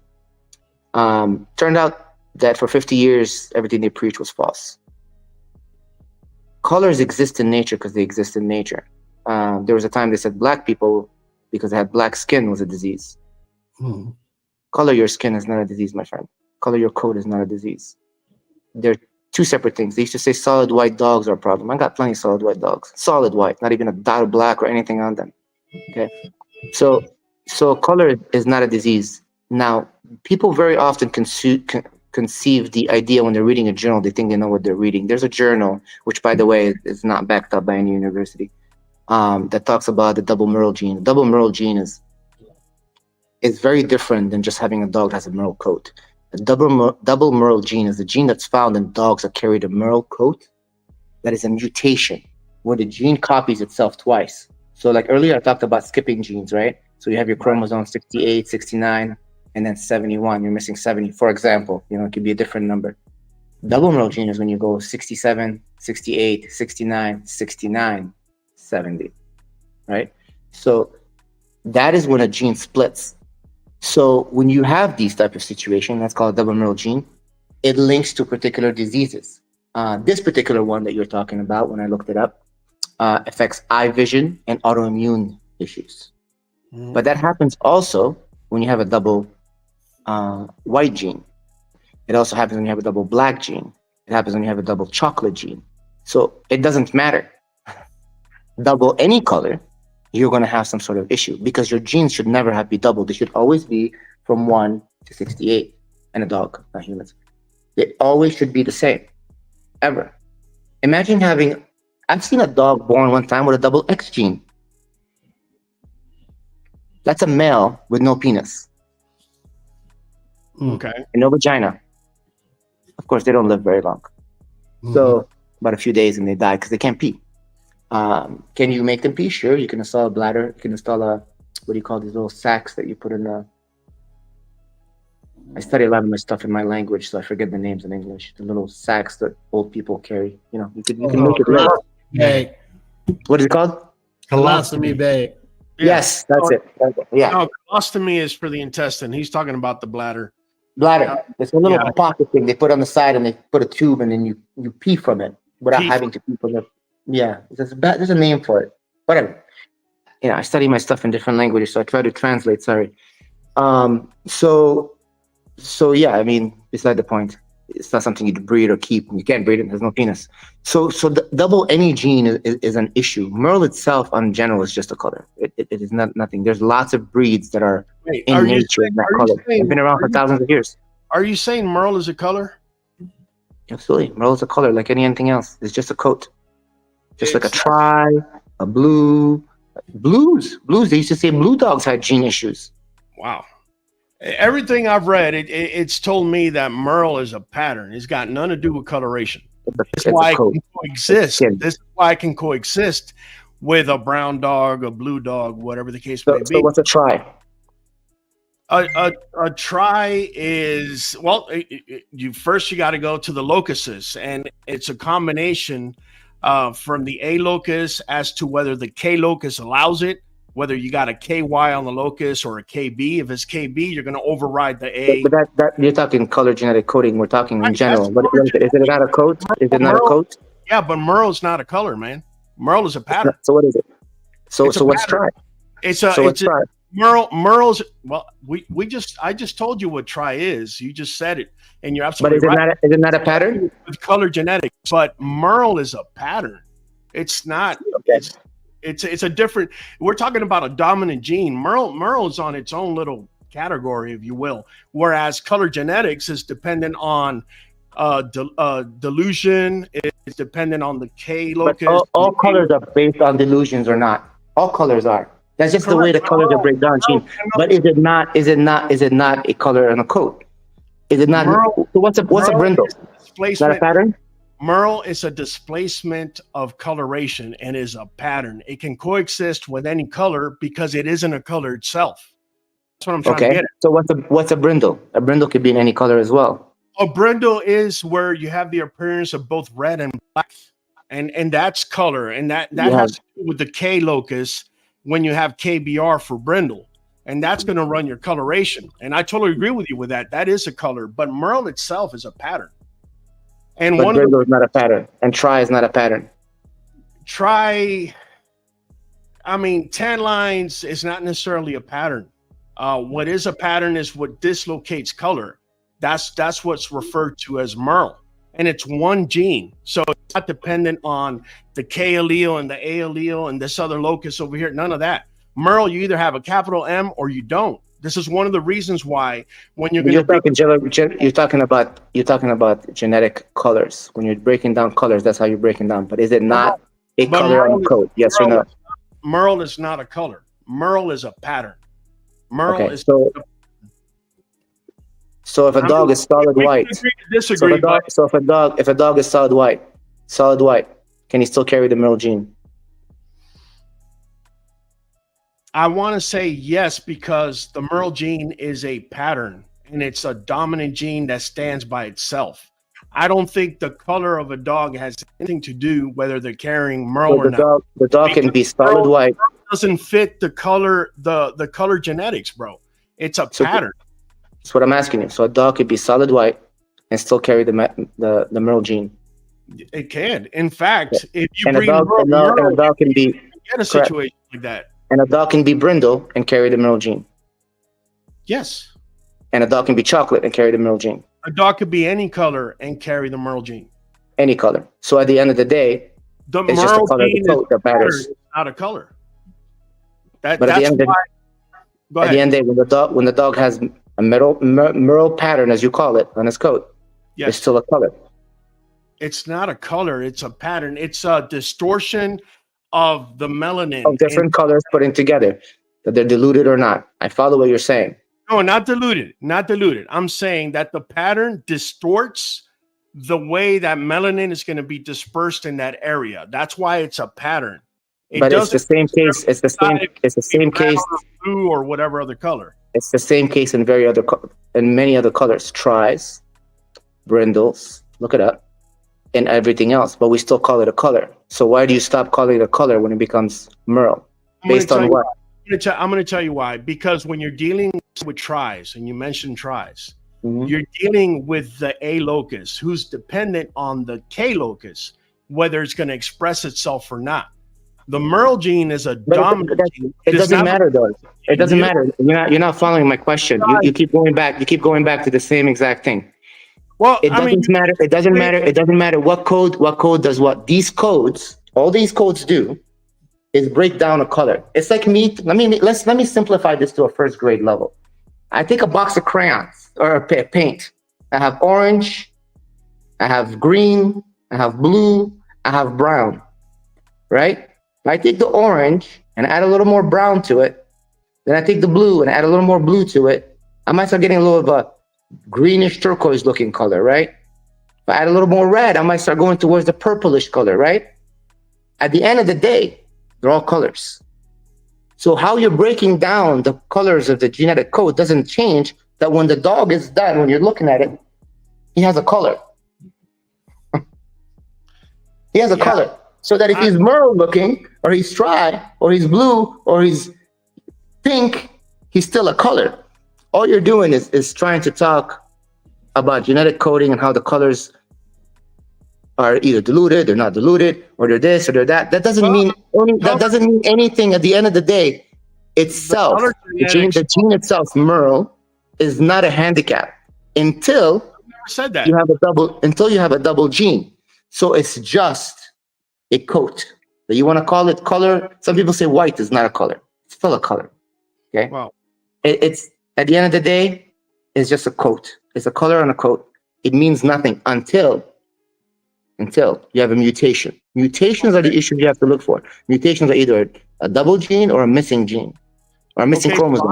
Double chromosome or missing chromosome. How do you know that another dog doesn't have Merle? Let me give you an example. I have a female, right? Mm-hmm. Chanel. She's orangey kind of color. If I don't test, if I wouldn't have tested, I would have never known that she was Merle in the first place. Doesn't matter. Is she a double Merle? Does she have a disease? No. What if you have a male? Would you stud that male to a female that's Merle? Would you do that? Why not? Sure. Why not? You just said yourself, when you double Merle, you're about to double up on a oh my God. You're going to displace coloration, bro. You don't understand chromosomes. I thought you did. Okay, let me explain to you chromosomes. Okay, explain when to me. When you have a double chromosome, it's not because you bred two dogs with the same gene together. Okay? That's like saying two black people had a baby together and then they have a double black gene. That's not how chromosomes work. Okay. It's called a mutation. Mutations happen for two reasons. One, you got something called a new mutation. Or two, you got something that's an inherited mutation, which is genetically passed on, okay? We don't know why new mutations happen. Some people say it's something in the food. Some people say it's radioactive. We don't know. The truth is we don't know. We don't have an answer. Everybody has an opinion, okay? That's the truthful answers. We truly don't know. We don't know where the first genetic disease even appeared in the first place. We just know that it exists and it gets passed on. We don't know where they come from. We have theories. A double Merle gene is just a mutation. A mutation is not something that you can make on your own by breeding two healthy dogs. No, it either happens or it doesn't happen. You can have a perfectly healthy dog that's black and a perfectly healthy dog that's white, and you could breed them together and they can end up with some sort of mutation. So no, breeding two Merle dogs together does not give you a double Merle gene. This is what I was trying to explain to you. You're breaking down to me all the color genes and how this means nothing in the breeding world. It means nothing. This is just for you to decide if your dog can pass on a certain color, possibly. Yeah, you're still rolling the dice. Oh, does my dog carry tri? Does my dog carry this? This is what I was talking about earlier. This is for people who are breeding for color, which I don't do in general, ever. It's just a waste of time. A beast is a beast for me. I'll just say I'm not racist when it comes to colors. So at the end, and at the end of the day, this is the confusion. People think they understand, but they don't understand. A mutation is not when you breed two Merle dogs together. It has nothing to do with it. You can breed two Merle dogs together. You can breed a Merle dog back to his niece, and you end up with perfectly healthy dogs. That has nothing to do with it. Following this type of thinking that you're saying is exactly the reason 99.9% of breeders before me failed. Following this type of thinking, because this is what most breeders thought they understood when they were breeding. And here I am, proving that all of that theory is bullshit.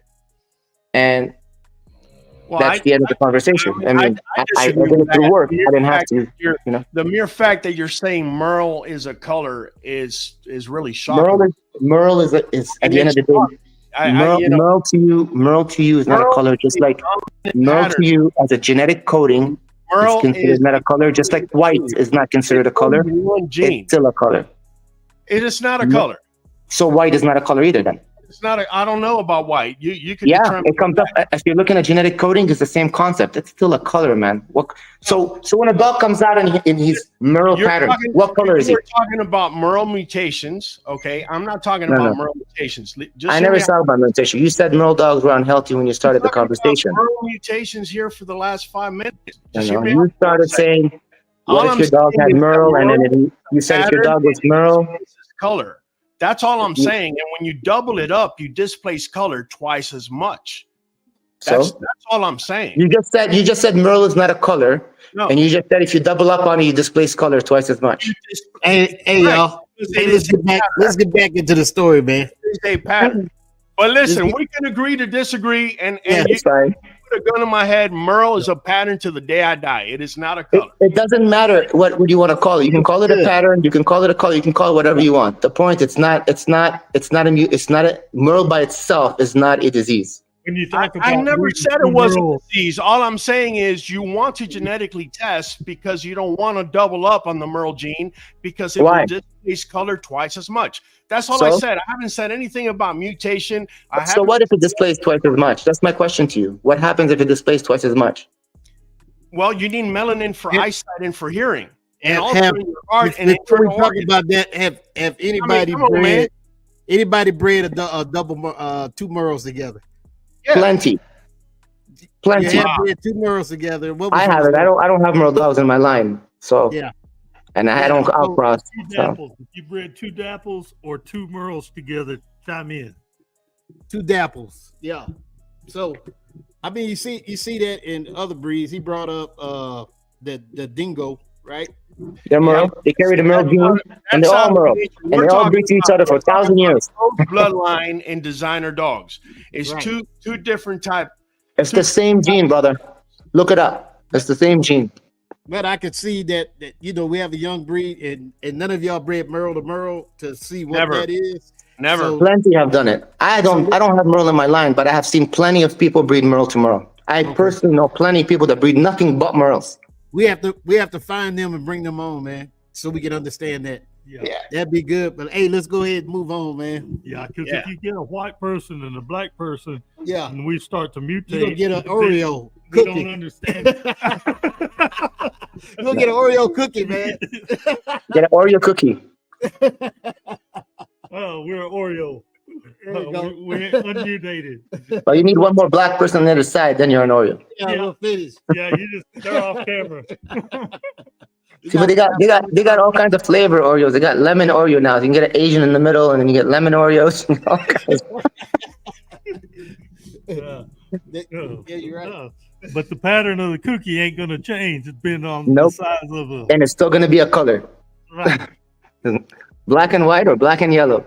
Man, I love whenever we're able to talk about things because it makes your mind work beyond It something just opens up. being told. Definitely. Right. Definitely. And And, that's even, why and we even need- when we disagree, I like the fact that we can agree to disagree. Yeah, it's fine. At the end of the day, everybody has has come to their conclusions based on whatever. Some people do base it on experience, others on what they read, whatever the case may be. And even if we disagree, it's good talk for those of us that are watching us, and hopefully they're able to go back and research our conversation and then wag the finger at me or wag the finger at you, depending which way they interpret things. They come up with their own They come decision. up with their own, right? Yeah, at the end of the day, that's what it's all about, man. Right. Because So- like me, I've never breed a Merle, so I don't even care about the topic. Yeah, I couldn't even listen to it because I don't even like the pattern. So, Right. yeah. I don't like the colors either, personally. I mean, I've seen some cool looking ones, but the majority I don't like it. I don't like brindles. I get them sometimes, but it's a question of preference. But if it's a beast, it's a beast. I don't care what color it is. Right. I've seen some nice Merles. I think two. Yeah, I've seen some too. Yeah, I think two. Those are man. very cool looking ones. Mhm. Yeah, what I've always It's not my known- thing, but I'm not gonna sit there and call it something it's not. You know. Right. But one thing that I was always intrigued with is we've always tested our white dog. And the reason we test the white dog is to see what color they really were if their color wasn't all washed off of them. Right. And it always comes out that they're a blue A fawn fawn. or a Yep. blue or Mhm. But yet they're solid white. right. Yeah, and they're not displaying anything. Not displaying. Exactly. Yeah. And that was my point earlier when I asked you if a dog can carry a middle gene and be a different color. So at the end of the day, it's just a color. It So can. it's the gene itself. If it's a mutated gene, it's a mutated gene. It don't matter what color the dog is. It does not matter. Mhm. Yeah. So that's why I said earlier, you know when your dog is sick. Like you're talking about all these issues. I'm like, but you know if your dog has an issue. You know it. You know. Sometimes you don't, man. Yeah. Like I said, Yeah. there's always exception to every rule. You know. Yeah, sometimes people have a dog that's a carrier to ataxia. The dog is not going to show anything. You don't know any Yes. better. We talked about that earlier. There's that situations, but it's very, very rare. And that's why I said the most important thing when it comes to breeding is knowing your line. You have to know how far back you can go and track and trace everything. And even then, every now and then you get a new mutation. It happens, but it's it's just life. No one can perfect that at 100%. But the idea is you just need to know your line. You have to know it, and it takes time. Mm-hmm. Yeah.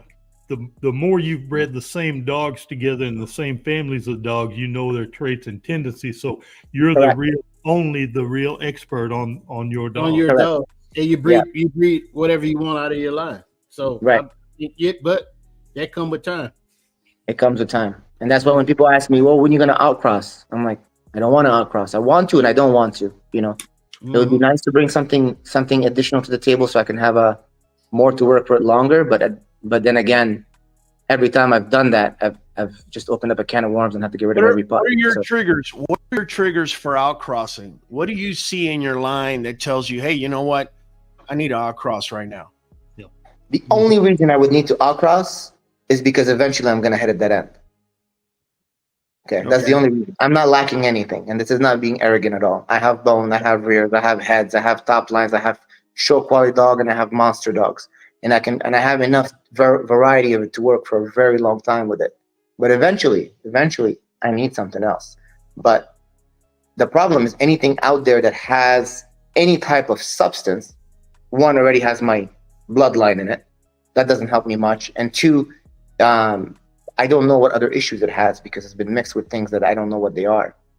And 9 out of 10 dogs I see out there, I already know their pets are false. I know because just by looking at the pet, I already know some of the parents in that pet are not who they really are in real life because I've been around long enough to know what people did. I just don't say nothing, Right. So, and that to me is a big issue when it comes to breeding because it took me a long time to get dogs to live 14, 15 years, be as massive as they are, be able to function and move and all of that. And to just bring something and destroy it I have to calculate what do I gain and what do I lose. And there's not much I gain at all, if anything, but I have a lot to lose. So it just doesn't make sense to do it. At this time, it doesn't make sense to do it.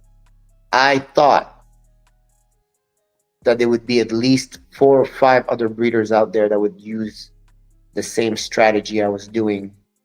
And that when I got here, I'd be able to use their dog. But I was wrong. I don't know what happened. They all did different things or they disappeared. Some people are on the right route. We had sat down and talked and, I explained my strategy and they were all about it. And then they just decided to do something else. Exotics or, I don't know. I think people just looked for the fast route. They didn't want to put in the work. And I was too busy concentrating on my own shit. I just, when I finally had the time to stop and look around, I was like, what the hell happened? How many generations in were you in before you realized? Now, let's throw the book out the window. Some people say 4 generations or even 6 is what constitutes a bloodline. How many generations in were you in where you realize, hey, you know what? I have a close gene pool that I consider my bloodline. How many generations in were you? I never considered having a bloodline until Dave Wilson told me I had a bloodline. Really never thought about it. Really didn't care about a bloodline. It was never a thing for me. For me, it was about having a business. It was about Muscletone legacy itself. The idea of a bloodline is, I guess it's like, it was more like a bragging rights, I guess, right? I don't care about that so much. It doesn't put money in my pocket. It was really about business, about how can I make healthy, quality dogs and make a good profit off of them along the way so that I'm not losing my ass off. You said it at the beginning that you outcross. Like how many years of outcross before you did your first inbreeding? I didn't do a single inbreeding until after Magoo was born, and it was, I think, my first I never did inbreeding. I did line breeding. I never bred brother or sister or mother to son or anything like that. I did father to daughter, which is still far enough from being, inbreeding. 2013, I think, was my first line breeding. Okay, so from 2000 to 2013, you outcross, bought all them genes in, picked out selectively, picked the dogs out that met, your vision of what you was creating, and then you placed them in different kennels, and then No, I'm wrong. I'm sorry, that's not true. You just reminded me. No, I'm wrong. I'm lying. Not lying. I'm misspeaking. No, I did some father to daughter breedings in 2006, 7, and 8 with my separate lines, but they were like a one-time thing. Like they were like both completely not related dogs. I bred them to each other and then bred back the father to the daughter one time. They were not like line bred for generations, like a one-time thing, and then right back to an outcross again. Yeah, so I did that in 2007. Yeah, 2007, 8, 9, I think. I think around that date, I did a few, but I didn't start line breeding, like truly line breeding, until Magoo. Okay. Yeah. Yeah. Magoo was the dog where I was like very close to what I wanted. I was like, this is the final specimen. Like I had dogs that were close to the final specimen. They didn't have that pretty factor that Dax had. When I saw Dax is when I realized I was missing something. I was like, I'm missing this beautiful looking thing. Like it's just, my dogs were massive. They had big bone, monster head, big necks. I mean, Dax couldn't stack to any of my females. And he was considered a big dog. But I had bitches that were, like Stella was 3 inches shorter than Dax and wider than Dax, But I wanted those eyes. I wanted that look that Dax had, and I had never seen it before until I saw Dax. Dax was the first one, and I was like, I need that. And then Magoo got that from Dax. He inherited it, and I noticed Dax passed it on quite a bit. So when I got that, that's when I started saying, okay, now I got all the tools I need. Magoo wasn't perfect, but I know I could tweak it. His tail was a little bit short. He had a slight overbite. He had one leg that was stiff. His top line wasn't perfect. So would you consider a father-daughter breeding inbreeding or a line breeding? I consider it line breeding. I think inbreeding is brother and sister and mother to son. And the reason I consider it, I'm going to tell you why I consider that. I consider it that only in the aspect of how certain diseases are transferred. So, okay. Earlier, he was talking about if you bred two Merle dogs together. We ain't talking about Merles, man. His concept of understanding was that you would double up on the double Merle gene. But I explained that chromosomes don't work that way. When you breed a brother and sister, on the other hand, they do. And let me explain to you why. Your chromosomes and my chromosomes, we have the same chain link, but they're not related. Okay? So if your daughter and my son had a child, for example, those, unless there's some sort of relation that we don't know about, okay? You're not from the Middle East, are you? No. Okay, we're good. All right. So unless they had some sort of relations they know about, there should not be any doubling up on a chromosome in that particular case because they're not related. Even though we carry the same chromosomes, the exact same ones, we're not related. When you breed a brother and sister, whatever genetic defect that's recessive in one is most likely in the other, okay? Like 99.9. I'm not saying 100%. Right. Like I said earlier, there's exceptions to everything. But in the most part, now I'm tying those two things together. So not only am I tightening up the good things, I'm tightening up the bad things. And I don't know what's going to dominate. Like I said, it's like a big ball and you shake it and you throw the numbers and you don't know what the hell is going to come out. So maybe only the bad genes are going to come out. Maybe only the good genes are going to come out. Let's just say all the good genes come out, but the bad ones are still in the back. They're still in the reserve. So when you go to breed these dogs, they might pass it on twice as hard because now, So doubling up on diseases and issues is just as bad. That's bad. It works just the same as doubling up on the good things. That's how you lock them in. So if you're locking in a bad gene, that's an issue. Now, if you bred two dogs that had issues, but they're two different issues, they're not related, you might have the same problem, because now you might have a puppy come out with both issues on both sides, right?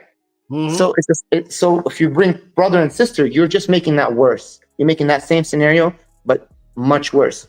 But when you breed a father to a daughter, you can double up on a lot of the genes, and a lot of them will not double up on. And the reason for it is because some diseases and mutations, the majority of mutations, especially the ones in our breed, because it's a muscular breed, muscular dystrophy, autoimmune diseases, allergic issues, a lot of these particular types of diseases are only passed on by females. So if I double up on the male, I chance to clean that out by reducing the amount of the genetic codes in the puppies from the mom's side, by doubling up on that. But when I breed the mom back to her son, I'm doubling up on her gene. The bad side too. Correct. And the Good same and with bad. brother and sister, and Because mother to son. So I consider that inbreeding. Now, if you're speaking properly, I'm not sure what every specialist will say something. Some people might say that a father and daughter is inbreeding. In my book, I consider that line breeding for that particular reason, because my brain works as an inbreeding would be me crossing the same genes twice against each other, without a break. So, and I feel that on the father side, being that males carry less issues in our breed, not in all breeds, in our breed than females. That's why I count on my kennel to be based off of my girls. My girls got to be massive, but they got to be healthy as shit. Because they're everything. They're the ones who are gonna make or break my kennel. That's how we roll as well. The mitochondrial DNA plays a huge part. So basically what you're saying is a father-daughter breeding, you see it as line breeding because you're sidestepping the autosomal recessive traits that all that garbage that mom could actually push forward. Correct. That's essentially what that's what you're getting at. I think it's a good point that it's preferable definitely to breed a father to daughter than a son to the mother for that very same reason that he's saying. I totally agree with that. And it's even better if you can do a father to a niece. That's back in the day when I talked to you, I did some line breedings. Mostly that's what I did, is a father to a niece. It wasn't until Magoo that I did father to daughter.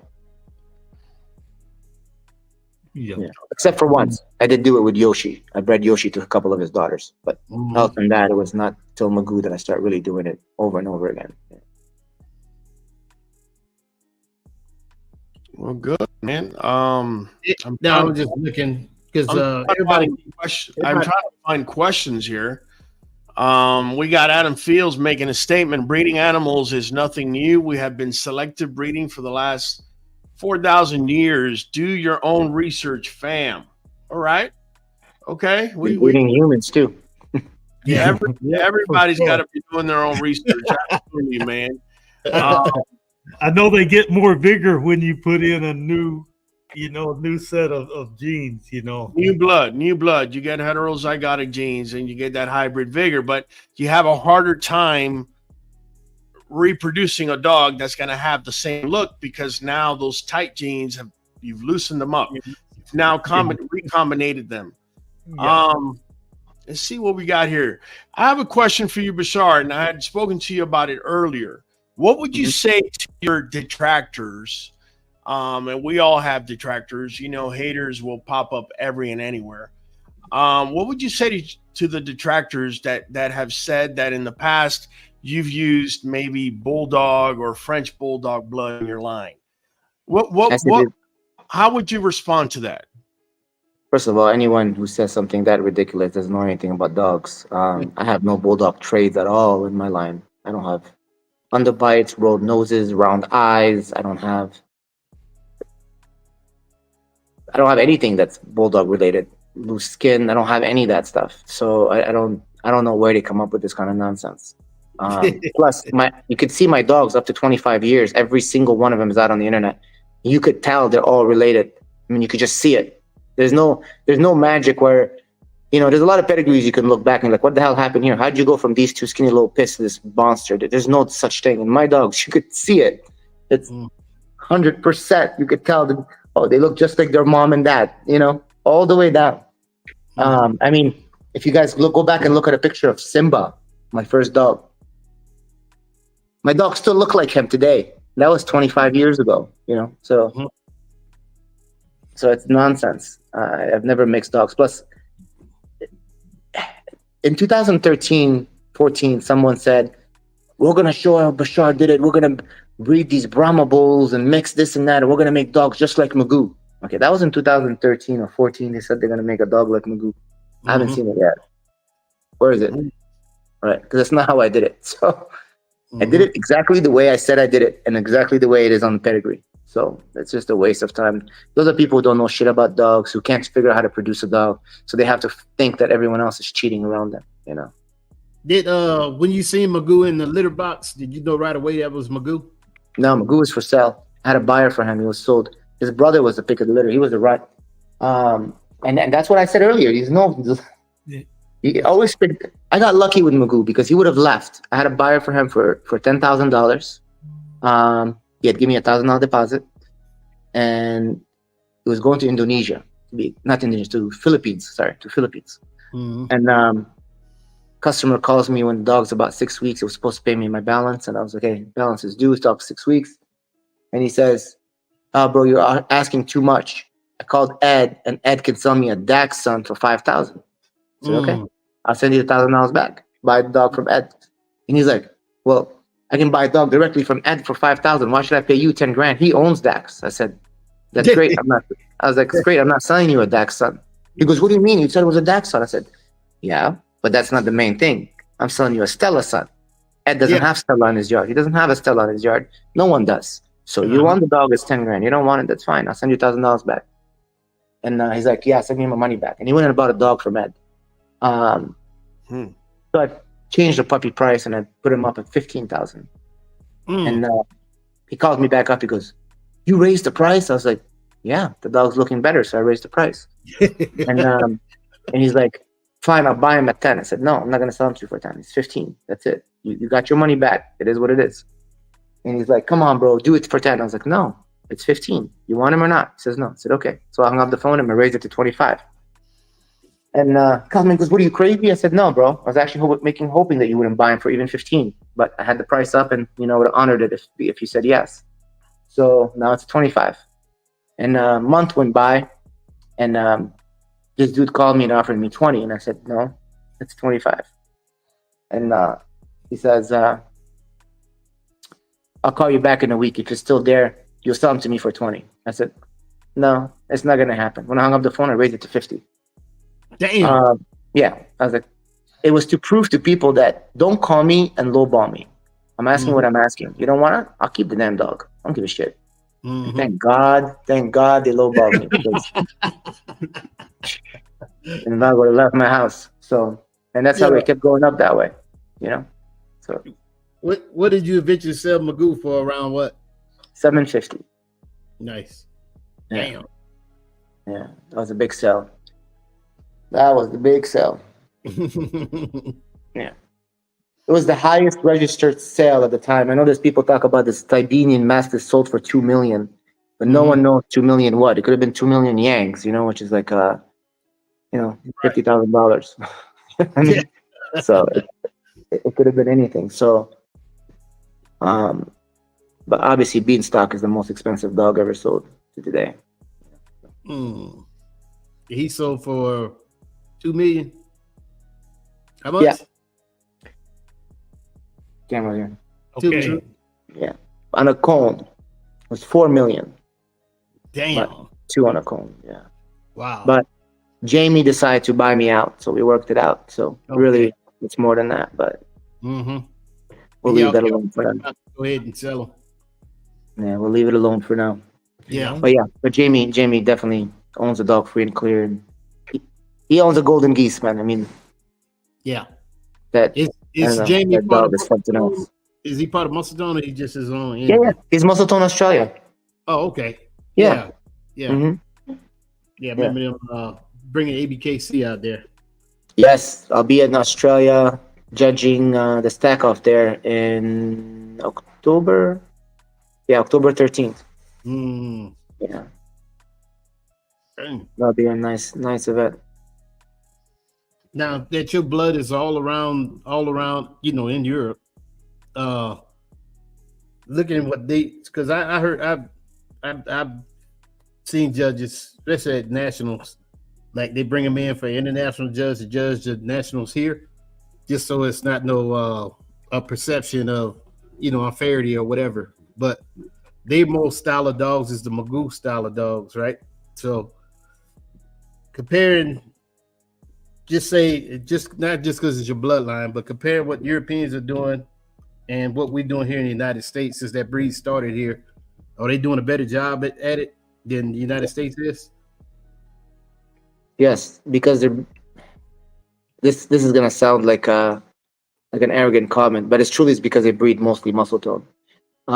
When you go to a show, if you look up any of the videos that I've filmed of the ring in Europe, there was a show in Poland, and I took the mic from the host and I invited anyone who had a Muscletone production, not dogs that had Magoo blood, but any dogs that had a Muscletone produced dog with Muscletone in front of their name into the ring. And there was like 100-something dog that entered the ring. All of them looked alike. They were all massive and extreme. And Dave walked up to me and he was like, that's the day he told me, he goes, now you have a line. Because you can recognize them. I never thought of it until that day. And the rings all look like that. They're all extreme dogs. Like that dog is in Europe, McGregor, that you just posted on the side there. Right. They all look like that. And everybody's breeding that look. That they're in Italy, that they're in Netherlands, that they're in Poland, that they're in Romania, that they're in Spain. So that's the look, right? So when you come to the States, it's a lot of reindeers in the ring, and they win, and it's getting better. I feel like ABKC is definitely getting a lot better and getting more, extreme dogs and massive dogs in the ring, and a couple of years in a row, I saw some real bulls win the nationals. I wouldn't say that for every nationals, but right. The majority of the time, yes. But it really comes down to some of the. I don't know. I don't want to say anything. I'd rather just not even give my opinion on it. But right at the end of the day, some people are gonna pick what they're gonna pick, no matter what the breed is supposed to be. They're just gonna do what they're gonna do, and there's no teaching them. There's nothing. Some of them are, very corrupt too. So I can see though. I mean, they have their own bias. Say if I'm a dog breeder and become a judge, and I like Magoo or Rocco or Lucky or Waffle House. Like I can identify all them dogs in the ring. Like they all have their own identity. I can look at a dog and tell you where it come from. You know what I mean? And that's because you're a good breeder. And most breeders can't do that. But yes, because you're a good breeder. You know what I mean? You can get the trades out. So and that's the thing. I remember walking up in a show one time in Chicago, and this guy this is like in 2011 or something. I came up to a guy and I was like, he had a really nice dog with big bone. And I asked him about the dog. I was like, man, that's a nice ass dog. And I go, you got his pet? And he shows me the pet. And I look at it, I was like, no, that dog's not, that dog, that's not his pet. And he goes, what do you mean it's not his pet? And I pulled him to the side. I said, that dog has Pee-wee in him. He's either directly off Pee-wee or is it Pee-wee grandson? And he goes, who told you that? I said, no one. I could tell just by looking at the dog. And he pulls me aside. He goes, bro, please don't tell nobody. Damn. And I didn't know. I had no clue that the guy was hanging papers. I didn't even know the guy.